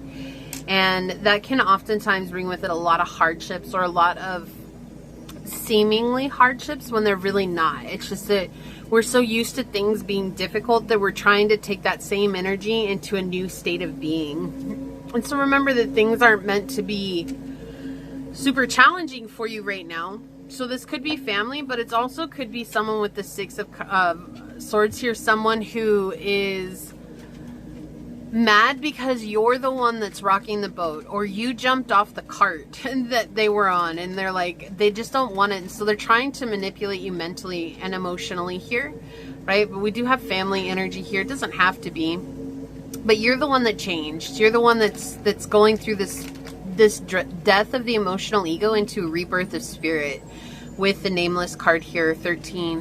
What you might know as death. This in the Tarot Marseille, this is known as the nameless or the 13 card, not actually known as death, but many of you might know this as death. Okay, so this is that transformation Pluto energy here. This could be a Scorpio doing this, a Pisces, an Aquarius, a Cancer, a Leo, heavy Leo energy, and Virgo energy coming in. You could be any of those. You could have Pisces in the 3rd house, Pluto in Pisces placements, Pluto in the 11th house, in the 10th house. Also, you could have Cancer rising or moon or sun coming through here, okay? But there's definitely this shift, this trust that moving in after you've had a period of isolation or solitude, you're regaining your strength and you're going to be able to move forward with calm clarity and trust that the journey is unfolding in a very beneficial way for you. It's been hard though, right? And Mother Earth is saying that it's okay for you to go through the emotions that come up when they arise. It's not going to be a constant thing, but there are going to be moments when you maybe all of a sudden burst into tears, and that's okay. Let yourself cry. Or when you have a moment of being super angry, that's okay. Let yourself be super angry. What's not okay is projecting that onto everybody else, right? Like you're angry and then suddenly you're calling everybody names, or you're telling them like, you know, which we all do. I'm guilty of that too, right? We all do that. And that's just, sometimes it happens. But if that does happen and you do end up projecting, then the thing here is to not judge yourself and to come into a state of forgiveness. You have the tools you need with the Hermit. Okay, you have the necessary tools, the necessary healing modalities that you need to move forward fearlessly and boldly and with your highest good. I really feel like this is an alignment journey for you, but it's also a period of fertility and growth. So if you're trying to create something, if you're trying to start something, or if you're trying to grow something, this is definitely a green light, but also the reminder to not expect overnight success, but just to trust that through action, consistent action, things are going to shift in a positive way for you. even if there's been a struggle in the past, things are now going to change because your energy is different than it was before. You're the one that's choosing healing. You're the one that's choosing self-connection. You're the one that's choosing connection with source. You're the one that's choosing the better side of yourself, if you will, instead of repeating old patterns. Yeah, so Pisces energy really heavy coming through here. Intimacy, intuition, and compassion. This really feels like that confirmation of what I was saying. Don't be nice, be kind. Those are two different emotions, two different energies. Being nice is being a doormat, which someone was benefiting from at some point along your journey. And now it's time for you to be kind, and kind is setting boundaries, saying, no, I can't do that for you, saying, no, I can't be in this energy, no, I can't take on your burdens, no, I can't do this, whatever it is, or just choosing to come back to yourself and focus on your journey, focus on your creations, and focus on your dreams with Pisces energy. Trusting your intuition is going to lead you. Again, you could have Pisces highly aspect in your chart. You could have a Pisces moon here as well. Okay, so let's see what else comes out for you, pile 2. Yeah, look at this. We've lost. Reversal of fortune. This is why this energy has been stuck with you. Look, if you see, hold on, before we look at the bottom here. He's losing money, or someone's like robbing him here, right? Like, so it feels like someone's robbed you, or it feels like someone's created a loss of fortune in your life, you know, or like maybe somebody stole your ideas, or maybe someone used what, you know, like you had an idea at a meeting and the boss got promoted because of your idea and never gave you credit. Like, there's definitely a loss here. This could also be a loss just in general, like a loss of vitality, a loss of self-respect, or self-alignment, whatever it is here. There's just a loss, and it's showing that there's a need to grieve from that as well, but also changing what you're doing. 16 breaks into 7, and 7 is a spiritual number, and it also can mean luck if you change what it is that you're doing. And so this could come from a very old wound, an old trauma, an old karmic pattern in your life. That feeling of lack and poverty is replaying over and over again, and that's something that you're moving on from. For it to come out over the 5 of Wands, it's just showing this is where your imbalance was loss, right? And oftentimes we're not in a state of loss, we're in a mindset of loss. Even if we feel like the world around us appears like it's in a state of lack, it's mirroring what's going on internally within us. And so that's why I was saying at the beginning, there's a huge perspective shift here for you, okay? So on the bottom, yeah, we have explorer, traveler, wanderer. Look at these energies are two vastly different energies. You have the light and the shadow aspect here, right? Moving from the shadow into the light, right? Not feeling so disconnected, and reconnecting with your sense of adventure and enjoying life again. A sense of vitality. That's what I kept getting here. So a traveler, wanderer, this feels like a sense of vitality. Like a new beginning. What is that from the Lord of the Rings? Our 1,000-mile journey begins with the first step, right? And sometimes that's what we have to choose. We have to choose to take that first step. But we have 14, which breaks into 5, and 5 is a very uncomfortable place of change.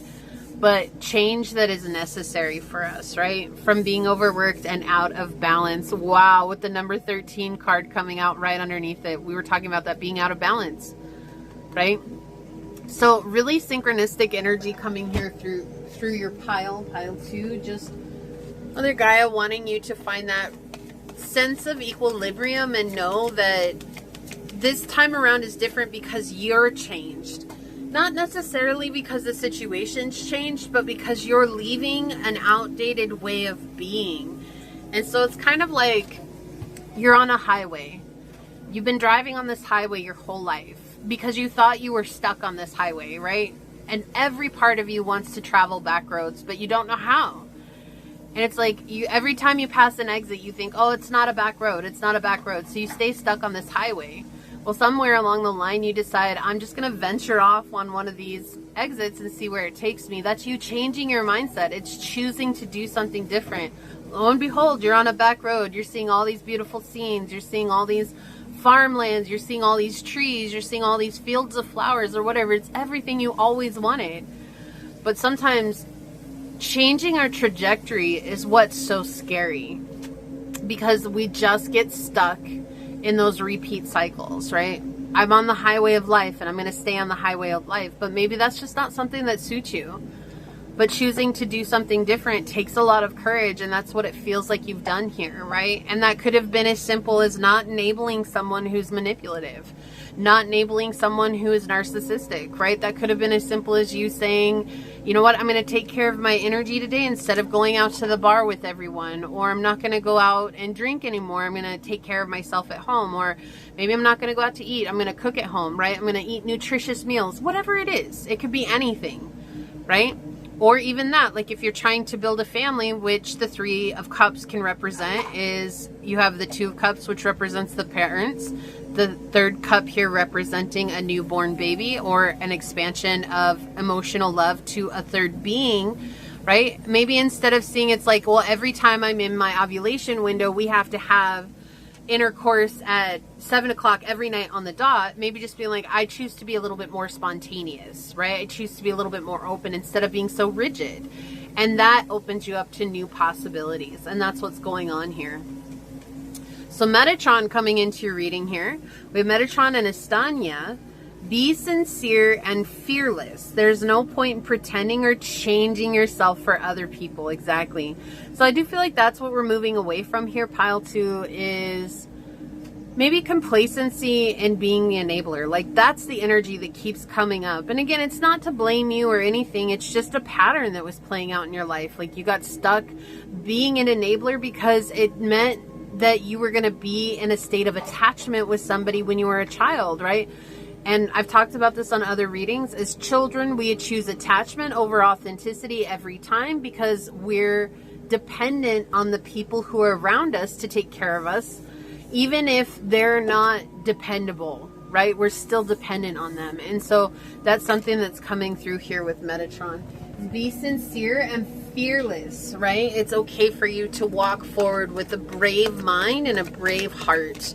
Especially out to you, my Leos, coming in here, because you guys are definitely the brave hearts of the zodiac. But sometimes I feel, and I know not everybody's going to agree with this, but just in the years of me doing this, like I do feel like Leos just give so much of themselves. And while they're not driven by their emotions, they are driven by their hearts, and they wear their hearts on their sleeve. And I can say I've never met a Leo that doesn't have the love language of gift giving, and oftentimes they get underappreciated and overlooked. And so if you know you have a Venus in Leo, or if you have any of your big 3 in Leo, you know, like this is especially true for you, because I feel like it's just you putting yourself out there and not really being received as who you are, or being taken advantage of for all that you have to give, and never ever anybody ever saying thank you or I appreciate you. I'm really glad that you were there. I'm really glad that you gifted me this. And that's what breaks a Leo's heart. It's because they love to be seen. And if they're not seen for the kindness that they've given, it's like heart-wrenching for them. And that can be true for anybody, right? But I just really feel like there's a Leo here that needs to hear that, okay? So we have the rain energy here with purification. So it's really important right now to drink purified water. It's really important to maybe get your feet in the water, like go to the river, go to a lake, go to the ocean.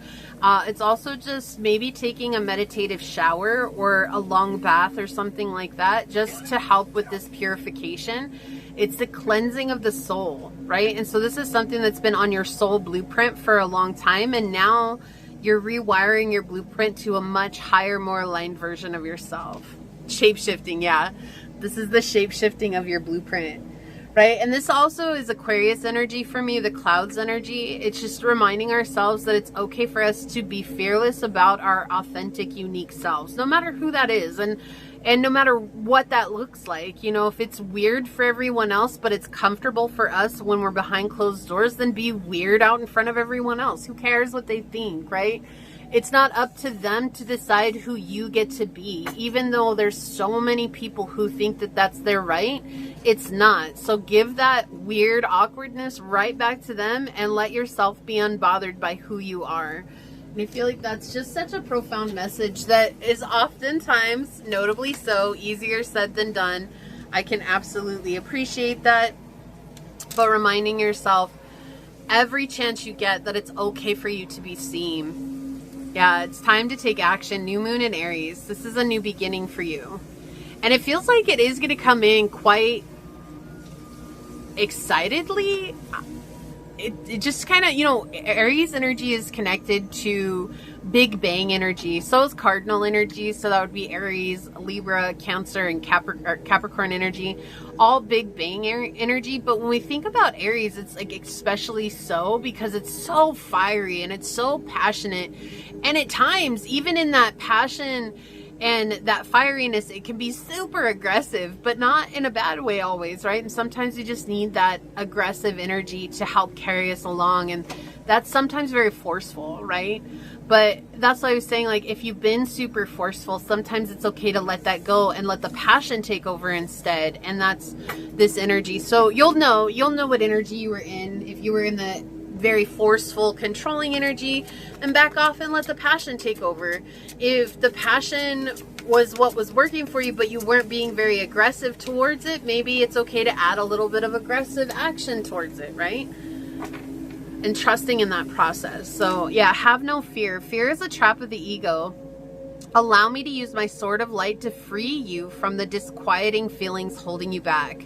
You've been standing in your own way, and that's just from the fear of whatever that is, right? So insert answer into blank. Fear of judgment, fear of exile, fear of loss, fear of poverty, right? Don't have any fear any longer, and I feel like you're coming into a much more brave time for yourself. Like there's a lot of bravery, there's a lot of valiant energy connected to your reading, pile 2. And then we have the butterfly spirit with number 11, another incredibly spiritual number here. Transformation is beautiful. So you're stepping up into a very transformative time. This is definitely a rebirth, which tracks with that Aries Big Bang energy. This is something that has taken a lot of energy from you personally to bring into fruition, and now it's time for everything to fall into place and that change to come. So what is that song? A change gonna come? Yeah, that's what's happening here. Change gonna come. Like that's what's happening for you. I know the Beth Hart version of that, but I know that that's a really old song, and I don't know the original singer of that song, but that's the name of it, A Change Gonna Come. And I just love Beth Hart. I think she has such a beautiful voice and she sings it well. So you can check out her version, or if you guys know the original singer, or maybe just the original writer, because there might not be an original singer. There may be an original writer, or it might be an ancestral song or something. But anyways, yeah, if you know, you can definitely comment that below for other pile 2s. It totally helps, and I appreciate those of you that do that. Yeah, Chiron energy, hurt and heal. This is a part of your original wounding, right? It's the one that's been the hardest for you to get over. That could be poverty mindset. That could be grief-stricken mindset. That could be me against the world mindset. That could be nothing ever works for me mindset. Whatever it is, it's just coming from one of the oldest wounds that you have. Could even be, if you believe in this, being from past lives. But mostly if you don't believe in past lives, Chiron is just something that we experience as a child. And, you know, it's like where we struggle the most. You could have Chiron in Leo, right? And that would be not being able to be seen, right? You're not seen at all. Like Leos love to be out in the open. They love to be the center of attention. And that's not necessarily a bad thing. And you know, some are like, oh, they're attention seekers. They are, but that's also because they're ruled by the sun, right? The sun is the center of our universe. So of course, Leos just naturally have that type of energy around them. And so if you have a Chiron in Leo, or Chiron in the 5th house, like that's something that is being healed or being transformed for you, or transmuted even into some more positive energy here for you. We have Aphrael and Belitza with a fresh wind is blowing into your life. Believe in your divine guidance and recognize all the gifts along your path. Yeah, so again, this energy of coming into a much lighter time in your life, right? Coming from the shadow into the light. And that's something that's really powerful for you here, pile 2. See, we have the answers you need are coming with the full moon in Gemini. You could also have Chiron in Gemini. And I can't go through all the signs, right? But I will say if your Chiron's in Gemini, that has been one of the deepest wounds, is that you were never listened to. Like, people didn't listen to what you had to say, or they made it seem like what you had to say was never important. And so you're overcoming that and realizing that you have something to say that's of value because you value it yourself. And naturally, when you value it yourself, others will begin to value it as well. Okay. 32, with the way forward is open. You're not trapped. Possibility and opportunities abound. I will guide you to personal and spiritual freedom. So this is both, right? So many of you, it might be one or the other, personal or spiritual. But I feel like for most of you, pile 2, it is both. You're coming into personal and spiritual freedom, and you're definitely being led by Archangel Michael, and you have an incredible team around you. But also I feel like this has been a treasure hunt for you with this map, right? This has been like, oh my gosh, where am I going? Like, how am I ever going to get to this place of joy, happiness, freedom? Self-sufficiency even is coming through here, and it's been a long and winding road, right? The path we walk upon is very rarely ever a straight line. There's so many twists and turns. There's a myriad of things that happen to us along the way, and this is just that shift that's happening for you, where you're moving from a place that was wrought with challenges into a place that's now easygoing and more fun and more simplistic in a sense, where things are going to happen naturally for you. Now, that doesn't mean just complete ease and you're never going to have to deal with the difficulties of life, but I do feel like the worst is behind you, and now whatever does arise, you have all the necessary tools to face it with courage and with knowledge and wisdom. Look at this. The 22 card with Dragonfly. Truth transcends illusion. So you're seeing a deeper truth about yourself, trusting in the process, having faith that things are working out for your highest good. But also thinking about it like dragonflies, they can stay in their egg form. I think like they hatch, so I guess that would be an egg. But they can stay in their egg form for a long time before they actually hatch and emerge. And so I feel like this transformation has been about you gestating and becoming something new, leaving the element with which you had once grown accustomed to. And you know, like dragonflies are born in the water and then they emerge, and when they emerge, then they take to the air. And so the water, thinking about it like it's a swamp, it's probably pretty murky, it's probably difficult to see, it's difficult to know which direction is up, down, side to side, right to left, you know, back and forth, whatever it is. It's just difficult to see and understand and know. And so once you're able to emerge from those difficulties and see that you've grown from that, you've sprouted wings, you're now taking to the skies, and you're now flying higher than you ever have before, and things are happening for you now. And I feel like Mother Earth is just reminding you that things are happening in your favor now. Even if it's not happening as fast as you want, they are changing, and to look at the good that you've already manifested in your life. Don't focus on the things that are still challenging, but focus on the good things right now. Like, let's take a moment to really relinquish in those things you can be grateful for, you know? All right, so let's take a look at your card. I'm going to read this from the book. We're going to see what Mother Gaia has to say for you today. This is the Ancestors cards. Wow, so this is you healing ancestral wounds. And again, with the birds here, look at this. Isn't this interesting? We were talking about taking to the sky, and we have, I mean, I guess this could be geese with the flying V here. We can't really see what kind of birds they are, but we could say it's geese.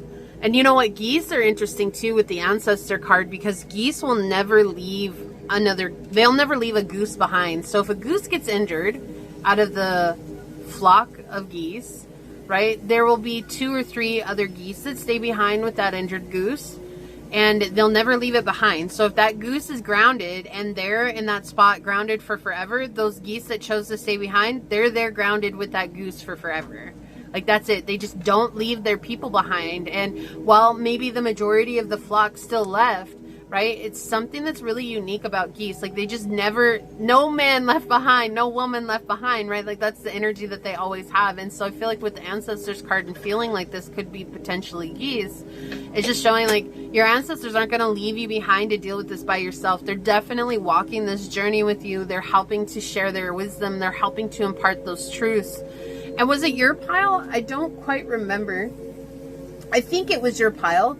Whereas like where I had mentioned where when someone before, like when you start to switch and change and someone was really secretive about how they were manipulating you or very secretive about how they were being vicious towards you, now suddenly gets brought out into the open, how uncomfortable that can be.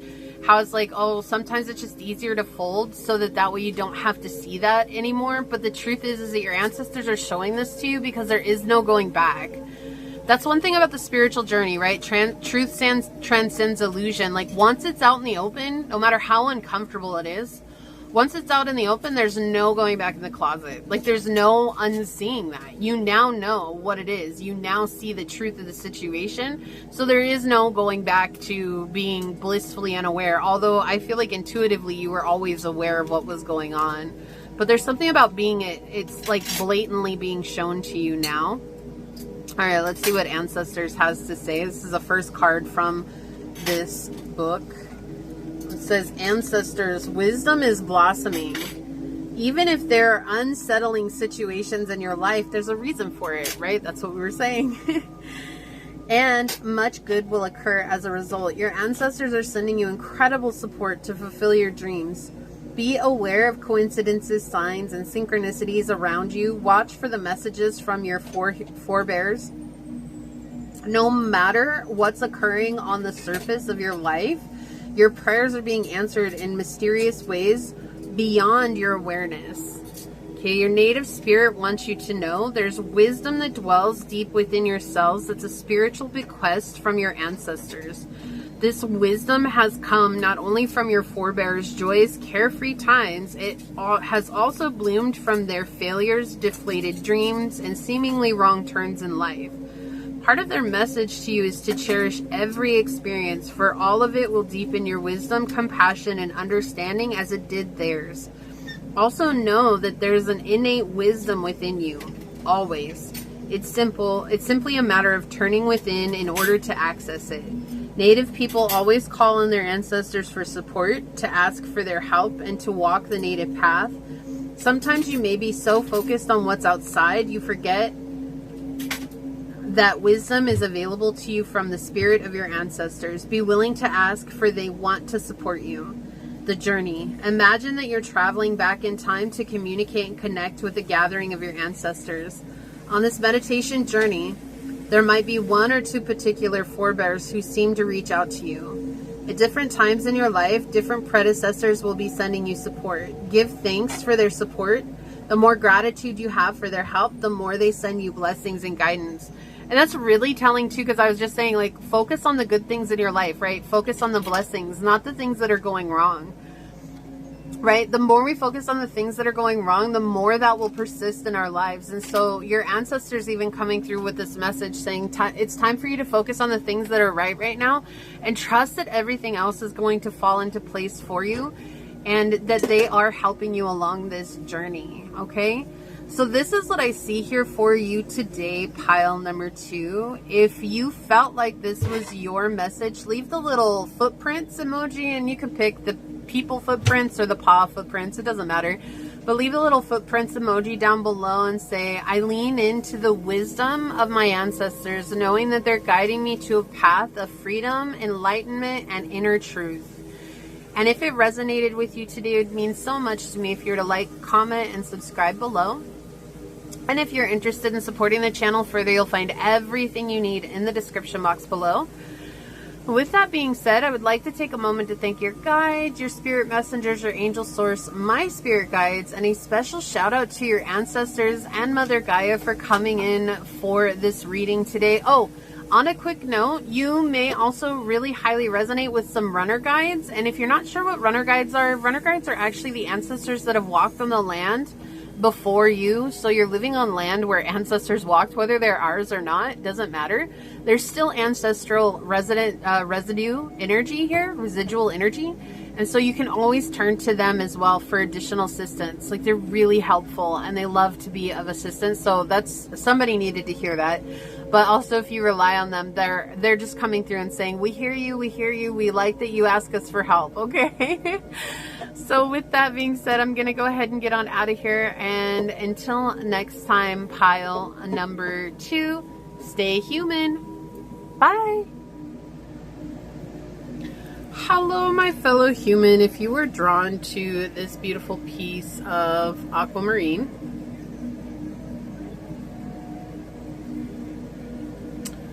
or perhaps you felt called to this card during the shuffle, this is going to be a reading on the message that Mother Gaia or Mother Earth has been trying to get to you. So if you are a returning viewer, welcome back. And if you're new here, thanks so much for joining us. We're all here sharing this human experience together, and your time, your energy is a true blessing and a gift today, and I'm deeply honored to be here with you. We do things differently here on this channel, so there might be triggering statements that arise on the readings themselves. There's no obligation to force them to fit, while keeping in mind that triggers can be a beautiful blueprint for us to deepen our healing journeys. So welcome pile number 3. We're going to go ahead and get to it. Now, there is this message that's coming through, and I'm trying to figure out how to word it, because it's like something... There's an energy around you. There's a very heavy energy around you. And, you know, again, if it could be at work, it could be family, it could be friends, it could just be a past energy that's been clinging on for dear life. But this heavy energy, it's just like made you feel like unworthy. But there's also this energy where, like, if you're talking to this person, okay, this is what they are showing me. They keep showing me white noise. Like, this person literally does not hear anything you say. Or they only take certain words and then they put together what they think you've said. Because when you talk, it's like white noise to this person. Like, there is no... Like, they just don't hear you. They don't hear anything that you're saying. And that comes from probably feeling like what you have to say doesn't matter, or it comes from feeling like everything that you say is such a trigger to them, they've just basically drowned it out. And there's no reason. This is something that's really hurtful, and I want to acknowledge that, because it does. It feels very hurtful. It feels very like there's a heartbreak around this situation, and this is someone that at some point mattered to you. But I feel like it's, and this could be past, right? This could be the past energy, but it does feel very strong. But I do feel like it's something that, like, more than anything, at some point, you just wanted this person to acknowledge you. Just to acknowledge your existence, acknowledge your difference, acknowledge what you had to say. Like, just listen with an open heart, and they can't. Like, there's no way that they can even try, because they just have completely tuned you out. Like, you're just noise in the background for them. You might notice this person falls asleep a lot around you, or that this person just zones out. So like when they fall asleep, and maybe they aren't actually with their eyes closed, but they're just completely zoned out. They're just not even there. Like, you may be asking them a question and pause and waiting for an answer, and they have no idea that you asked them a question, because they're completely gone. They're somewhere else. They're checked out. They're in their minds. They're letting the monkey mind run around like wild, and they're not present with anything that you're saying. And it like I said, it's like, I want to acknowledge that it is a very hurtful situation, but I also want to point out that this person is someone that is incapable of spiritual growth right now. Like, they're just not in a space where they're ready to spiritually grow. Like, they're being very resistant to the shift. They're being very resistant to your shift. They're being very resistant to the change. And so while it might seem very personal, it's not. Like, they're fighting their own internal battles right now, even though, like, it hurts. Like, it does. It hurts a lot, but it's like they're still fighting their own internal battles. So when moments like this do arise, this person is... most of the reason why they check out or why they fall asleep. Like, falling asleep is easier than facing the discomfort that maybe whatever it is that you're sharing or whatever it is that you're saying is bringing to them, or you just being there, right? Like, sometimes we have a very triggering presence because we're asking people to meet us. We're no longer sacrificing ourselves to meet others at their level. Like, we're asking them to rise up to our level. And so it's easier for them to check out than it is to check in. And that's this type of energy. And so I do feel like that Mother Gaia has been trying to get you a message around what has been going on with the situation. Not necessarily about this person, but that she's really highlighting this right now because there's something that you're either needing to take away from this or you're needing to let go of in regards to this. And I feel like that's why they keep saying, like, it's not your fault. It's not your fault. But there's not really any reason to sit here and blame of the other person either, because this is their childhood wounds playing out. So maybe when you're talking to them, they go right back to when their mom was scolding them when they were a kid, and that's why they've tuned you out. Or it reminds them of something that they experienced that they don't want to experience again, and that's why they tuned you out. It's not fair, right? It's not fair, but it's also their coping mechanism is what's coming through here. Okay, so let's find out some more. What is the message that you've been trying to get to pile 3, Mother Gaia? What is the message you've been trying to get to pile number 3, Mother Gaia? 5:55 coming up on the clock, and that's just asking for change. And oftentimes that's a really uncomfortable place of change. And like I said, I feel like this person at some point was important or held some importance in your life, and so it feels very personal. And it might even be like, well, how could you say it's not personal? You know, like it feels very directed at me. But it's easy for us to take it personal, even though somebody's fighting their own battles, right? Like we've been the villain in somebody else's story as much as somebody else has been the villain in our stories. Even if we don't want to acknowledge that, that's still just the truth. Everybody sees a different version of us every time we go out. Like some days we're just not in a very talkative mood, and so people think that we're quiet, or some days we can't shut up, and some people think that we talk nonstop, right? Like we're a different person every time we go out of our homes. We're a different person every day we wake up, and it's not because we're not being authentic to ourselves. It's just because we're going through whatever we're going through in that moment. And while we can find equilibrium and balance, that also doesn't mean that we're freely giving away our energy all the time, or we're freely doing this. And so you might be seeing this person in a constant state of turmoil and taking it as though it's something that you're doing or it has to do with you personally. And rather, it feels like this person knows you intimately, and so they're not afraid to let down the mask when you're around. Right? Like they're not afraid to let down the performance. Let's call it the performance instead of the mask, because it is still a mask that they're wearing, but they're putting down the performance of being kind, of being polite, of being an upper class citizen, of being whatever it is. So they're putting down the performance in front of you, and that's why it feels so personal, because like you see them act completely different with everyone else, but it's always the same. Like when you walk out the door and you see them interact with other people, strangers that they don't know or whatever, it's like they're always the same with those people. But man, when it's behind closed doors or when it's just with you and them, like it's really, really a rough energy. And that's what Mother Gaia is saying. Like it's not like they're not doing it personally at you, even though you're in the firing range. This is just how they would act with anybody that they felt as close to as they do you. And that's really rough. And I'm so sorry that you're dealing with that. So let's find out what more she would like to say to you. Oh, yeah. Okay. So we've got the second house. We've got Pisces energy and the sun. So there... Again, regardless if this person's jealous of you, whether they are trying to oppress you, whether they are trying to create a block in your life, none of that truly ultimately matters. Like their whys don't matter to us, and they shouldn't, even though for a lot of us it does, right? Like it's just like if I just had a why. Look, I'm a very curious person by nature. I think that's just human nature of us, right? And I always want to know why. And I met tons of people who just want the why. Why did you break my heart? Why did you dump me? Why did you leave? Why did you say those things? Why didn't you protect me? Why didn't you show up? Why weren't you consistent? Right? We ask these questions. Why?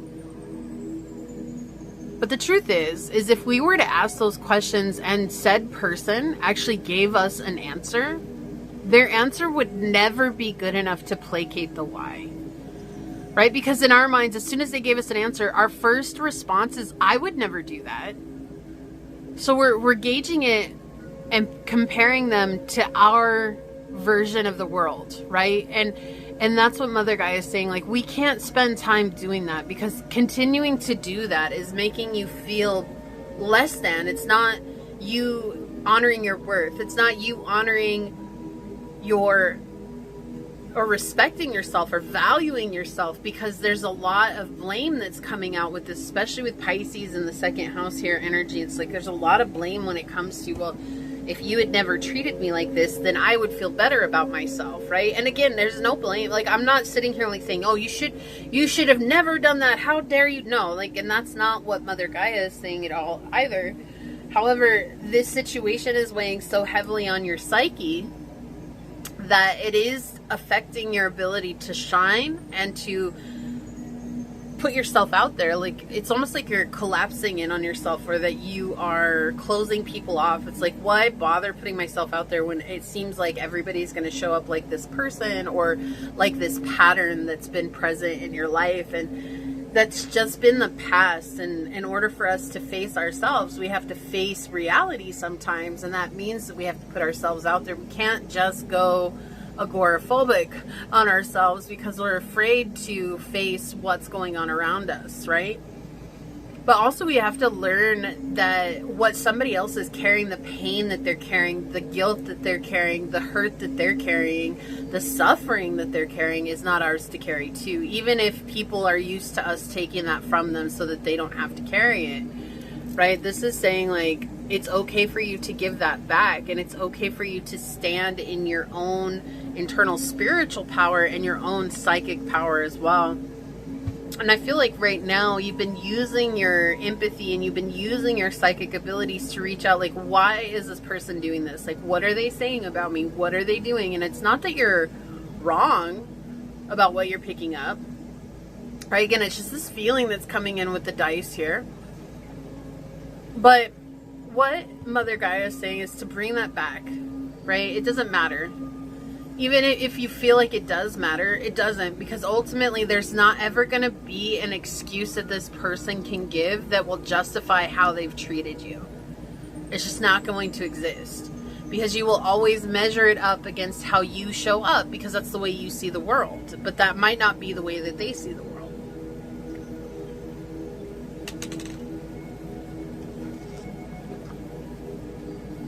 And even if you were like, well, no, I'll let them tell me their viewpoint, which is fine. But showing up from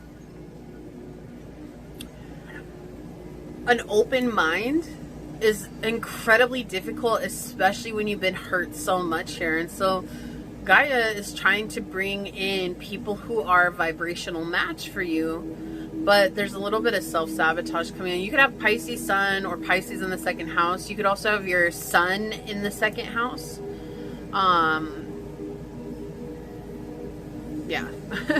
So there's this energy that's saying it's just this energy of letting go and trusting that you're worthy of good relationships, and you don't need to know all the details as to why somebody treated you the way that they did in the past. We have to just let them stew in their bad energy, right?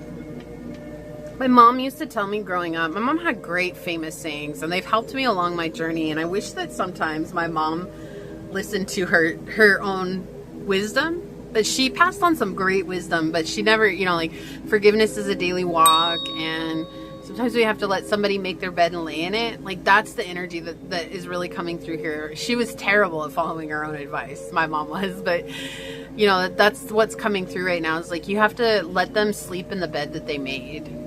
They made it. But that doesn't mean that you have to lay down in that bed too, right? And that's why with Pisces here, it's easy to get into that. Look, I got a Pisces sun, y'all.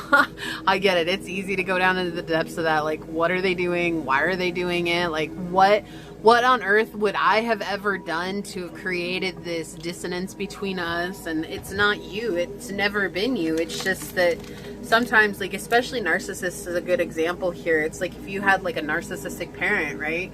They were always going to be somebody completely different out in the open because they're trying to maintain their image. But behind closed doors, like, you're close to them, so you know the cracks, right?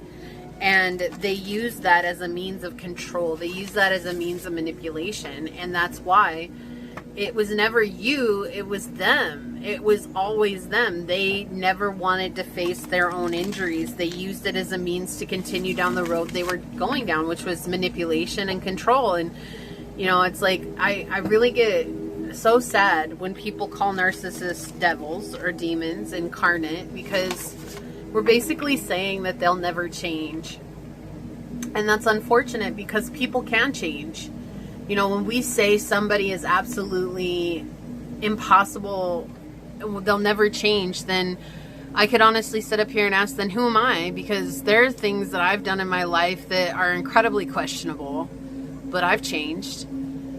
You know, and I've met people who've done some incredibly challenging, made some challenging choices and hurt people incredibly bad, and they've changed. So who are they? If you say that a narcissist can't change, you're basically saying that anybody who has changed in their life isn't capable of change and will one day revert back to their old selves. It's not to say that it won't happen, but awareness is key. You know, you think about people who have overcome addiction, they've changed. Right? And narcissism is a defense mechanism, but everybody's labeling it as the devil incarnate or demons incarnate. They're humans here who've had an incredibly awful experience too. And they've just chosen to feed the shadow because it seemed to reward them in the moment, instead of many of us who chose empathy, which rewarded us after the long haul. Right? And so some of us chose instant gratification versus the journey. And that's where narcissism comes from. And narcissism can be reformed if somebody's choosing to heal. But often they're not ready to.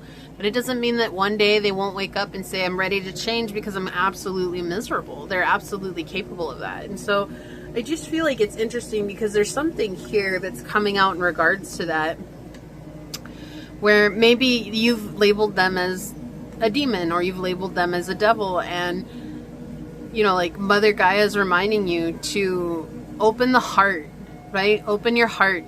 If we're saying they're this evil entity, how can we ever come from a place of love, right? And there's this line in this song that I've been listening to recently. It says, silence isn't love, it's complacency made clean.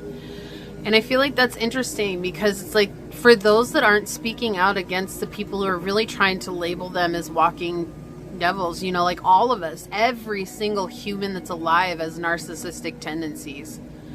So what does that make us? Right? And those are things to question and things to ponder. I feel like on this journey, it's like if somebody was abused terribly as a child and they chose manipulation as a means to get their way, it became a defense mechanism so that they didn't have to focus on the pain from being abused, whatever kind of abuse that was, right? And narcissists aren't born, they're made. And that is something that psychology has observed time and time again, right? And I really wish I could remember his name. I can see his face. He's an older guy. He's got glasses. He talks so kind. Like, I would love this guy to read me a storybook because he talks kind of like Mr. Rogers.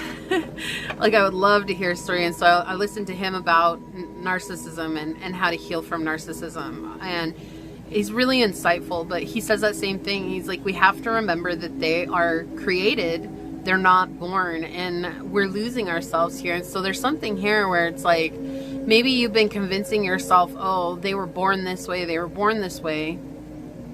But maybe taking a step back and realizing, like, if they were ever, I'm getting a really weird energy right where my causal chakra is. Like, it's a really weird, bubbly, fizzy kind of energy right there.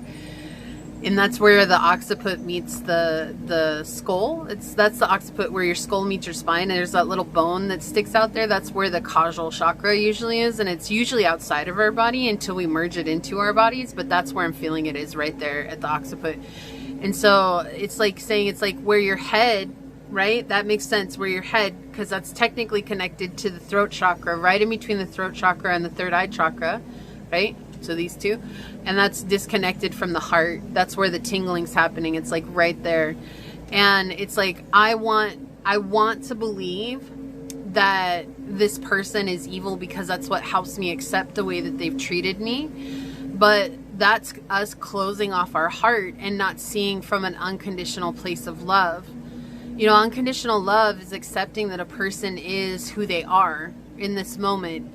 But that doesn't mean that we have to offer them our trust. It doesn't mean that we have to offer them our time. It doesn't mean that we have to offer them our space, right? Unconditional love just says, I see you, but I also protect myself in this moment by choosing to respect my boundaries and respect myself. If you can't do that, then I'll remove myself, right? And so unconditional love is not painting them as a bad guy or a villain, but rather recognizing the pain that's being expressed from them that feels so personal to you. And I understand, pile 3, that this is much easier said than done, for sure. But that's what's coming through. Wow. Yeah, wow, look at this. The Ace of Cups in the reverse and the Moon in the reverse. This is that broken heart. And the Moon in reverse is talking about the danger. The danger in seeing this in any other way. The danger in recognizing this as a pattern that's been playing over and over again in our lives, and actually purging that from our subconscious. When the Moon's in the upright, we're purging it from our subconscious, bringing it to our conscious awareness. But there's some sort of emotional ego attachment to it, seeing it as you're seeing it. Whether it's personal, whether it's labeling them as a villain, whether it's labeling them as this. Like, there's some part of you that has identified with this label for so long, and it's actually keeping you from seeing your self-value and your self-worth. And it's because you've identified with how they treat you as being you worthy of being seen, or you worthy of not being seen. Like, if they see you, then suddenly I'm worthy of being seen. But what if they're, and you know, I've talked about this too, maybe they're dedicated to misunderstanding you because they don't understand themselves. That would make a dedication to being misunderstood themselves, right? So you guys are two completely frequencies, two different wavelengths. Here, listening to two different radio stations. They're listening to oldies and you're listening to dubstep, right? Two different frequencies. They don't even, maybe you can mash them up, sure. But you guys aren't mashing up. Like, you're not in resonance at all. And so that's why it's saying, like, there's a lot of danger in seeing this broken heart with the Ace of Cups in the reverse here. Or this emotional turmoil, seeing it from a different viewpoint. But Mother Gaia is saying that this is actually preventing you from honoring yourself. And it's because you're holding on to this label. There's some sort of identity with this label that you've given another person here, that if you just let the label go, what happens if you let the label go, right? Then opportunity finds you. But there's a focus in the past. The focus is on the past. I'm so used to holding this. I'm the problem for this person. It's me. I'm the reason this person acts this way, right? It's easy to blame ourselves, especially with Pisces energy here. Pisces are great at playing the victims, right? I can attest to that myself from personal experience. I have a Pisces stellium. I am Pisces sun. I have so much Pisces in my chart. It's absolutely wild. I'm a good mix between Pisces and Sag. Like, that's what makes up most of my chart. And so I also have a stellium in the 12th house, and I have a stellium in Sagittarius energy as well. And so these are energies, like, when you think about it, Pisces, when they're in their shadow, and I've lived in the shadow, right? I've been the victim. Nobody understands me. Nobody knows the troubles I've seen, right? Like, and I've been there. And so what this energy is saying, it's like when you're playing that victim, like, it's, or trying to absorb that identity from someone, because this is how they show up with people who they, it's interesting to say it that way, but they're saying that they deem worthy of seeing beyond the performance. And again, it's not that you're actually worried. It just, they don't feel like they have to maintain the performance with you, because you just don't, you're not somebody that can impress upon them. You're not somebody that can judge them. Like, they don't care. They don't care. And that can come from a multitude of things, right? They could be older than you. They could have higher status in society than you. You know, like, these are very label, surface level things that they're looking at as that they matter more than you. And that's why they don't care if the mask breaks. They don't care if the performance breaks when you're around.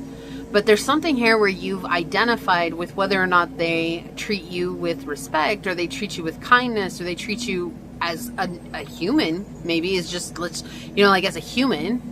It is hard for narcissists to treat people like human. It's hard for sociopathic people to treat people like humans, right? They treat them as objects. They treat them as toys. They treat them as a means to an end. But then it's also equally frustrating when maybe you go out and you're around strangers and this person suddenly treats you completely different. But then the minute you go back behind closed doors, the performance slips and you are now at the whims of this person's ups and downs, their highs and lows. And that's what Mother Gaia is saying, is like, come back to being grounded. And this may feel like a new experience for you. But instead of focusing on the dangers of letting go of this identity, focus on the possibility of what you can plant moving forward for yourself. What new seeds do you want to harvest in your life? Do you want to keep having people in your life that are going to be deemed as a danger and trauma bond with them? Or do you want to plant fresh seeds so that you can overcome a really challenging situation? And that's by letting go of the identity. You're going to be very wobbly at first. You're going to be uncertain. And maybe you'll go back into those old habits. But being aware of those habits when they come up is the key to moving forward. It doesn't mean you're going to be one and done. And I say this all the time. There is no such thing as one and done. It just doesn't exist. But if you take your time through the healing process, you take your time through continuing to show up and value and respect yourself so that you're not at the whims of this person's emotional ups and downs. And mostly they're downs, but there are varying ranges of how down they really are. Like sometimes we're just here, mid-range. Sometimes we're really, really down and the whole world is falling apart. Sometimes we're just, you know, like somewhere in between or somewhere at the top where it's not so bad and maybe they've had an okay day. I wouldn't say necessarily good, because I don't feel like this person, it does feel like one person, it could be multiple people, but I feel like they just don't understand what it is to have a good day. And if someone else is having a good day because they don't understand what that is, then that affects their mood and they want to, misery loves company. It's not that they're necessarily, they could be consciously attacking you, of course, which is something that narcissists would do.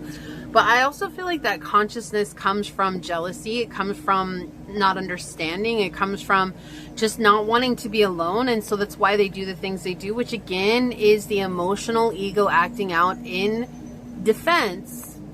This is the mechanism, the coping mechanism that we've created when we feel like we're alone. When we feel like, oh, I'm never going to have that. And I don't want someone else to have that because I don't know what that means.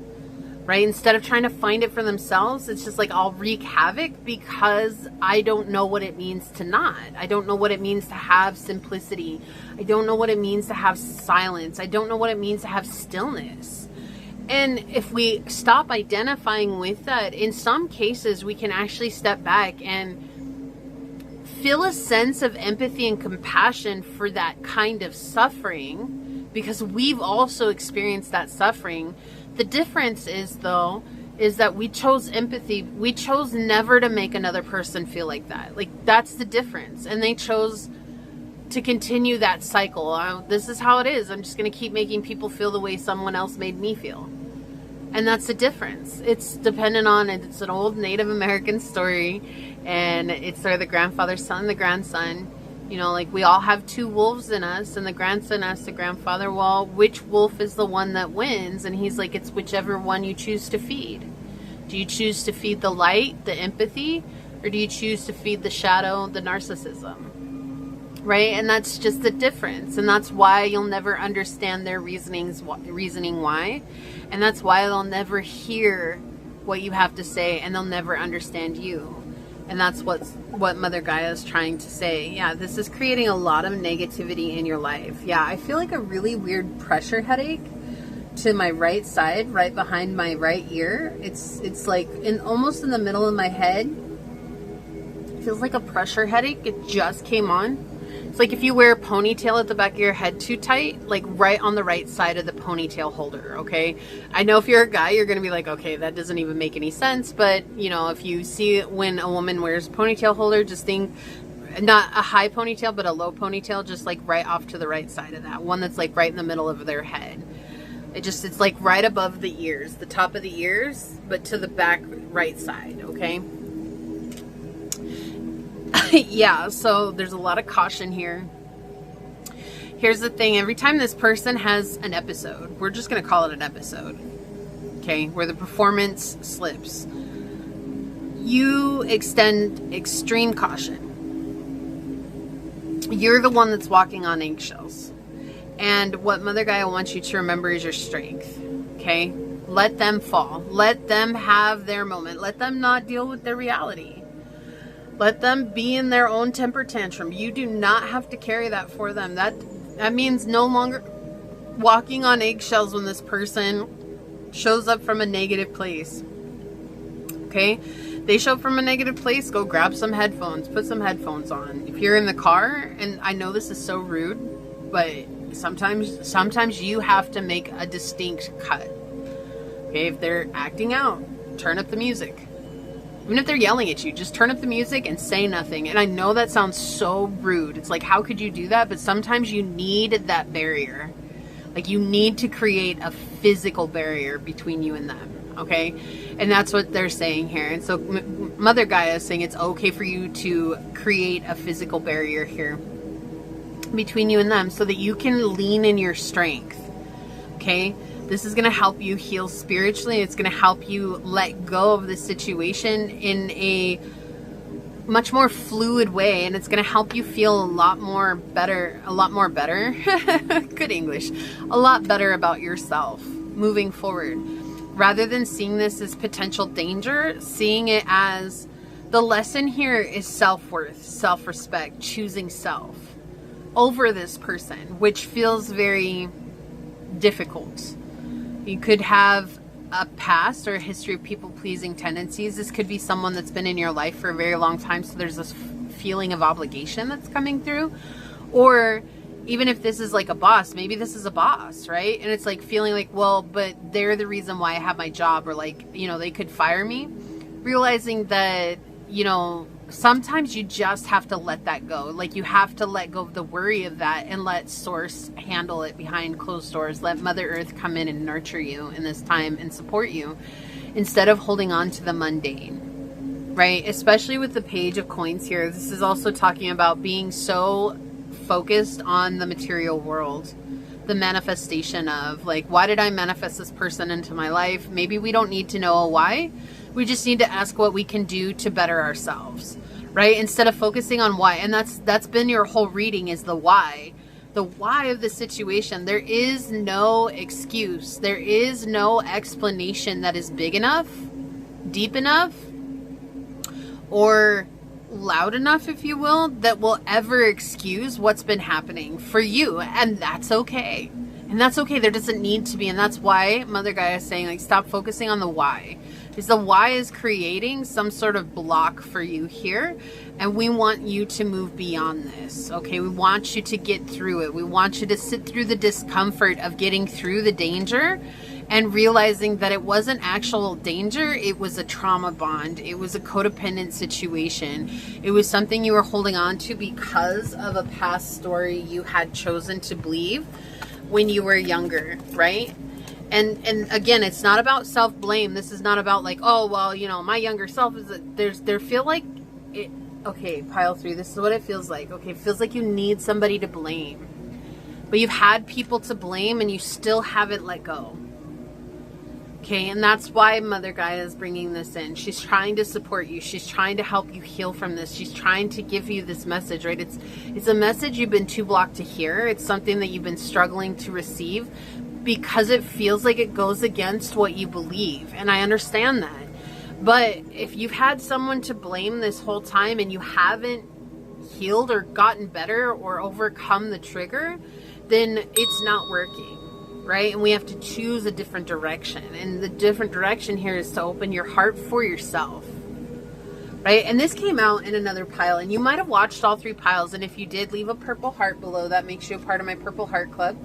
Thank you so much. But if you're here for pile 3 alone, that's fine. But you might have come from another pile. But let me read this to you, if I can find it. Dun-dun. I explained this in another pile where this came up from. I've been talking lately about how forgiveness is actually the most selfish thing that we can do for ourselves. And it's beneficial that it's selfish, right? Like, we need to be selfish sometimes. And I know that's really hard for people who are empathic. And I've been there too. I get it, right? Like, I understand that. I grew up with narcissists and I I almost married a narcissist. I was around a diagnosed bipolar. Yeah, so I've dealt with some really crazy people in my life, some really harsh people in my life as well. And I have belittled myself so much. And so self-worth is something that I too struggle with greatly. And so forgiveness has always been like my go-to so that I can free myself. Right? And so I talk about that, how it breaks the chains of the past. But there's a story that I talked about in another pile, and to save for time, I'm not going to bring it up here. But it's talking about keeping receipts. We all keep receipts because we want someone to apologize to us. And so this pastor who I watched this from, he talked about this. And no, I'm not religious or anything like that. I was just really drawn to watching this sermon once, and this is what came out. And I'm so glad I did. Like, I don't ever regret watching that sermon because it made so much sense to me. But he said, forgiveness means we relieve them of the debt they owe us. They owe us an apology. Forgiveness leads to peace, but that doesn't mean forgiveness is trust being rebuilt. Okay, and this is something that's so powerful for us because it's just reminding us that we don't have to reopen the doors to them, but it means we relieve them of explaining to us the why, right? Because there's nothing that they could ever say. The receipts that we have will never balance out with their actions. They just won't. They won't, because there is nothing that can ever bring them into a zero balance with us as an understanding that we have.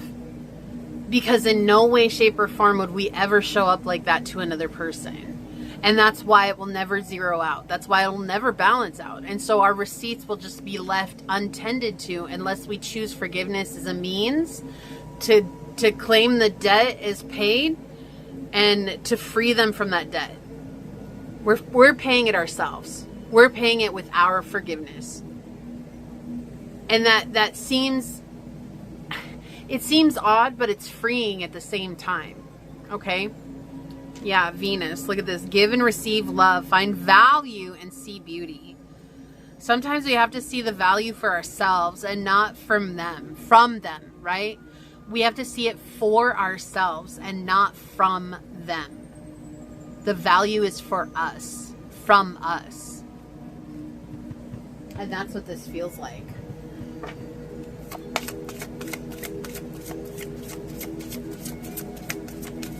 Whoa, okay, that is way too many cards here. All right, let's see what we got going on here. Pile number 3. Another guy has a message she's been trying to get to you. Bottom of the deck, idyllic memories. Yeah, so she wants you to come back to this place of peace and tranquility. And I feel like that's something that you may know, but it's not something you're super familiar with because you've had a lot of ups and downs, right? So struggling to stay in that state of peace, struggling to stay in a state of Zen, but Mother Gaia, she wants you to come back to this state of peace. And sometimes we have to offer that peace to ourselves instead of waiting around for someone to give it to us, right? And in a way, that's us giving our power away to that person. We're at the whims of however they choose to show up. That's the danger, the trauma bonding. Create some bond. Abundance, variety, and happiness are making their way into your life. The time of harvest has arrived. Ooh, and I love that came out because that's confirmation about what I was saying. It's time to plant new seeds. What do you want to harvest into your life? By choosing to create a safe space for yourself from this type of energy, you're choosing to create space for new blessings to come in. Okay, we had river movement. Flip over, and this card really just talks about the fear of the unknown, right? Don't be afraid of what's around the bend here because you don't know. There's something beautiful waiting for you, but you have to choose to go around the bend. You could wait until it always comes into view and then choose, or you can trust that Source and Mother Gaia are supporting you. Like Mother Earth has supported you this entire time, right? And Source is never going to leave you alone. We have crystals with focus. But again, where's your focus? Why do I hear that song right now? Where's your head at? Where's your head at? Where's your head at? Right? Like, so yeah, where's your head at? Where's your focus? Your focus has been on the negative of this relationship, the negative of this connection, the negative of this situation, right? It's been filled with negativity with the 5 of Swords in the reverse here. You're struggling to overcome that negativity because it is negative. We're not denying that. But you can accept it as being a negative situation and choose to look for the positive in life. Oh, what a beautiful day. I'm just so glad I'm alive. I got this smile on my face 'cause I open up my eyes. I found my way out that place. I never thought that I would see the day I could say, I'm good, I'm good. Right? Jelly Roll. This has been the song of my life right now. But that's true. It's like instead of focusing on how negative the situation is, focus on the positive. You've been given another day to be blessed, another day to celebrate, another day to live. There's so many beautiful things that you can focus on and just kind of like let this run out in the background the way that it's going to run out. But there's a lot of hyper focus on this other person, and that's what they're saying. Change your focus to something else. To earth, to crystals, maybe work with crystals, meditate with crystals, right? Like maybe amethyst, maybe you need to get amethyst, maybe you have Pisces highly aspect in your chart. Amethyst is such a power stone for Pisces, right? Any Pisces placements, it'll help. But I feel like that's something, or just working with crystals in general, what you feel called to, you know, don't deny yourself that opportunity to have clarity of mind and protection. You might also benefit from working with onyx or black obsidian, okay? They're really grounding, but they also help protect us, and they help give us the courage to protect ourselves. Take time to breathe out. Yeah, this feels like holding your breath. So it's like, I'm gonna hold my breath until I'm blue in the face until you decide to tell me the truth. But they're not gonna tell you the truth. And so at what point is your life more important than this person's explanation? And that's what Mother Gaia is saying here. Take time to breathe out. That's that letting go, right? It's our natural state of letting go is our breath. Receiving and giving, when we think about that, is accepting and letting go. That's our natural state, is our breath. And so if we're struggle letting go, looking at your breath can help bring a sense of ease into that. Like, we naturally are meant to let go. If we can't use the seasons as a good example, like fall, right? Using our breath, we're constantly receiving and we're constantly accepting through the in-breath, and we're letting go and giving with the out-breath, right? So those are things to look at. Archangel Michael is with you now. Even though you can't see it, I'm actively working on the situation. I'm here and helping you. So you can also ask Archangel Michael to help cut any ties that may be binding you to this person, and to give you a protective shield as you move forward. And Archangel Michael is here to help. Like, I pray to Archangel Michael all the time. When I'm on the road, I love Archangel Michael's the angel of travel as well, one of them. And I will always ask him to fly with me when I'm in the car. And then anytime I see anybody on the side of the road, whether that's an accident or a breakdown or anything, I immediately go to him and I ask him to help them get off the road safely and quickly. Like, these are things that I do when I'm out and about. Like, even for animals, you know, like if I see an animal that has been hit on the road, and I know that sounds so terrible, but we've all seen it, you know, like where tried to cross the road and it didn't make it. You know, I always say thank you for serving your purpose, because we can't, like, I think that's really telling, pile 3, like, we can't keep these things from happening, right? Like, we can't tell everybody, hey, you should pay attention when you're driving on the road. Accidents are called accidents because they're accidents, right? Like, it's not something that somebody's like, oh, I'm gonna, I mean, maybe, I guess there could be people out there today saying, I'm just gonna go and cause a whole royal ruckus while I'm driving and stuff like that. I can't say that that's not, but most of the time it happens because it's the circumstances that are unfolding. Can you look at this like it's just the accident of life? Like, we can't just be given everything to us on a silver platter. Like, we're gonna deal with people who are unhealed. We're gonna deal with difficult people, but it also means that we're gonna deal with healed people and we're gonna deal with beautiful people, right? But trusting in that process and knowing that you do have a spiritual team and a guidance system that's working for you, even if it might not feel like it. There are gonna be dark times, there are gonna be heavy times, but Just like the storm, this too shall pass. Right? Be a light to others. You have a powerful message to share. Shine your light on the world so that others can learn from you. And I feel like that's something really powerful for you as well, is that you're here to share your story with others. So whatever it is that you've been through is going to be a light. It's going to help others heal from their own difficult, challenging situations. Something that they themselves feel like they never could overcome. And you just being able to share with them, like, look, I overcame this myself. Like, this is something I went through and I survived, and I'm better because of it. And that sometimes is enough to help somebody out of a challenging situation, you know? And it's hard. It's hard. And it's not to put the weight of the world on your shoulders at all. But it's to remind you that even if you don't share your story, you choosing yourself today could be the reason why someone chooses themselves tomorrow. Even if you say nothing at all. It's that vibration. You put the vibration, you pluck the string of the universe. And because you pluck the string of the universe, it creates momentum. Embrace the in-between. So upon doing this, there's going to be space.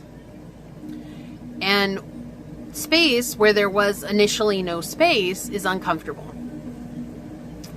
And this is just Mother Gaia reminding you to embrace that. Embrace the boredom. Embrace what feels like too much, right? Overwhelming. Because sometimes when you're dealing with toxic people like this all the time, when you come into a state of silence, it can feel like something's wrong. Peace can feel wrong after having dealt with someone with all these ups and downs. That's why trauma bond is such a popular thing, because people continue to go into chaotic situations claiming that it's love, when in fact it's just reliving those wounds over again. So right now it's just embrace the in-between. Let the space bring you to a state of peace, okay? House 2, again, so very powerful about your self-worth. Here's physical security, possessions, material values, and self-worth. Remember, you get to protect yourself. You get to value yourself. You get to respect yourself. It's not up to anybody else to do those things to you or for you. It's up to you to do that for yourself, and that way you teach others how to do that for you. And if they don't, then you know what? There's the door. Don't let it hit you in the rear end. When you leave, you'll be fine, right? You get to say who stays and who goes. It's not up to everyone else. But that's the thing. It's like you have to be your savior here. Energetic realm 44, life between lives. This is oddly giving me the same image and feeling as the embrace the in between. So there's some of you that are just wishing to go back to your star home, like your star planet. Like if you identify with being a star seed or maybe an earth angel, it's like, I just want to go back home.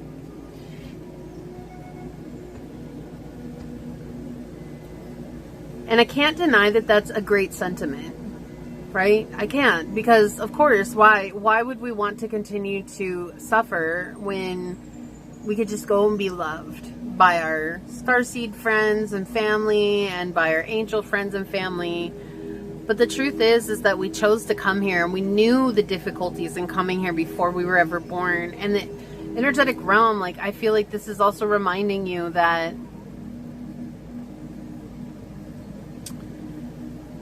you are a lot more connected than you give yourself credit for. And you struggle sometimes seeing the value in that connection, because it might be asking you to do things that you're uncomfortable with, or it might be doing like, and again, like spirit and source and our guides and even, you know, the spirits around us that are helping us along our journey, like they're not going to ask us to do things that are dangerous for us. But our emotional ego might convince us that they're dangerous for us, because it's asking us to face a part of ourselves that we don't want to face. And so I do feel like this is just saying, it's like, the lesson is to find peace in the realm that you're in, and to find contentment with what's going on. There's a lot that's outside of our control, and we can't fix that. But we have to fix ourselves, right? We have to be our own heroes here. And I feel like you're waiting for someone to come and save you from a situation that no one has the capability to save you from, because you're not saving yourself. And And again, this is not to point the finger at you. It's just to remind you that no one's coming to save you for yourself, right? Like, you have to save yourself from the situation. But you have such a powerful team behind you with 44 here. There's either a specific ancestor that you can definitely lean on in this time, or there's an entire group of spiritual beings that you can lean on, and they'll help you move beyond this situation. You just trust that they're there to help you. Trust that they love you. Trust that they're assisting you now. And, again, it's like, it's easy to think, like, I'm ready for my earth life to be over with and whatever. And, like, I've been there too. I get that, but also realizing, like, we wouldn't have come here if we didn't have the power to overcome the challenges that we're facing. We wouldn't have come. And we wouldn't have invited in these challenges into our life knowingly if we didn't have the power to overcome them. And so you're being asked to embrace your strength. Oya, and I'm gonna try and say this name, Aonanda Gaiden. Okay, sure. Oya has spoken. The exchange of give and take has become unbalanced and out of kilter.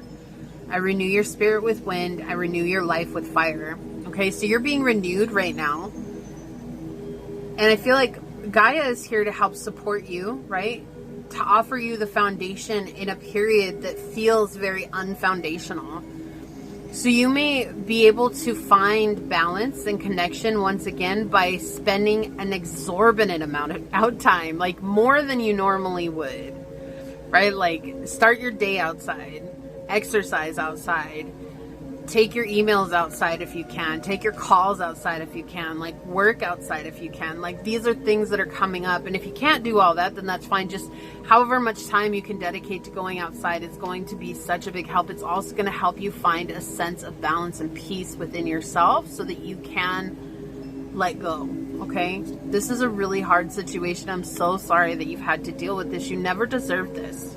Not once did you do anything to deserve this. And equally so, Pile 3, I want you to know you don't deserve to identify with this either. You deserve to find out just the type of person you are by letting go and seeing yourself as free. Your hard work is paying off, right? You've done a lot. You're overcoming a lot.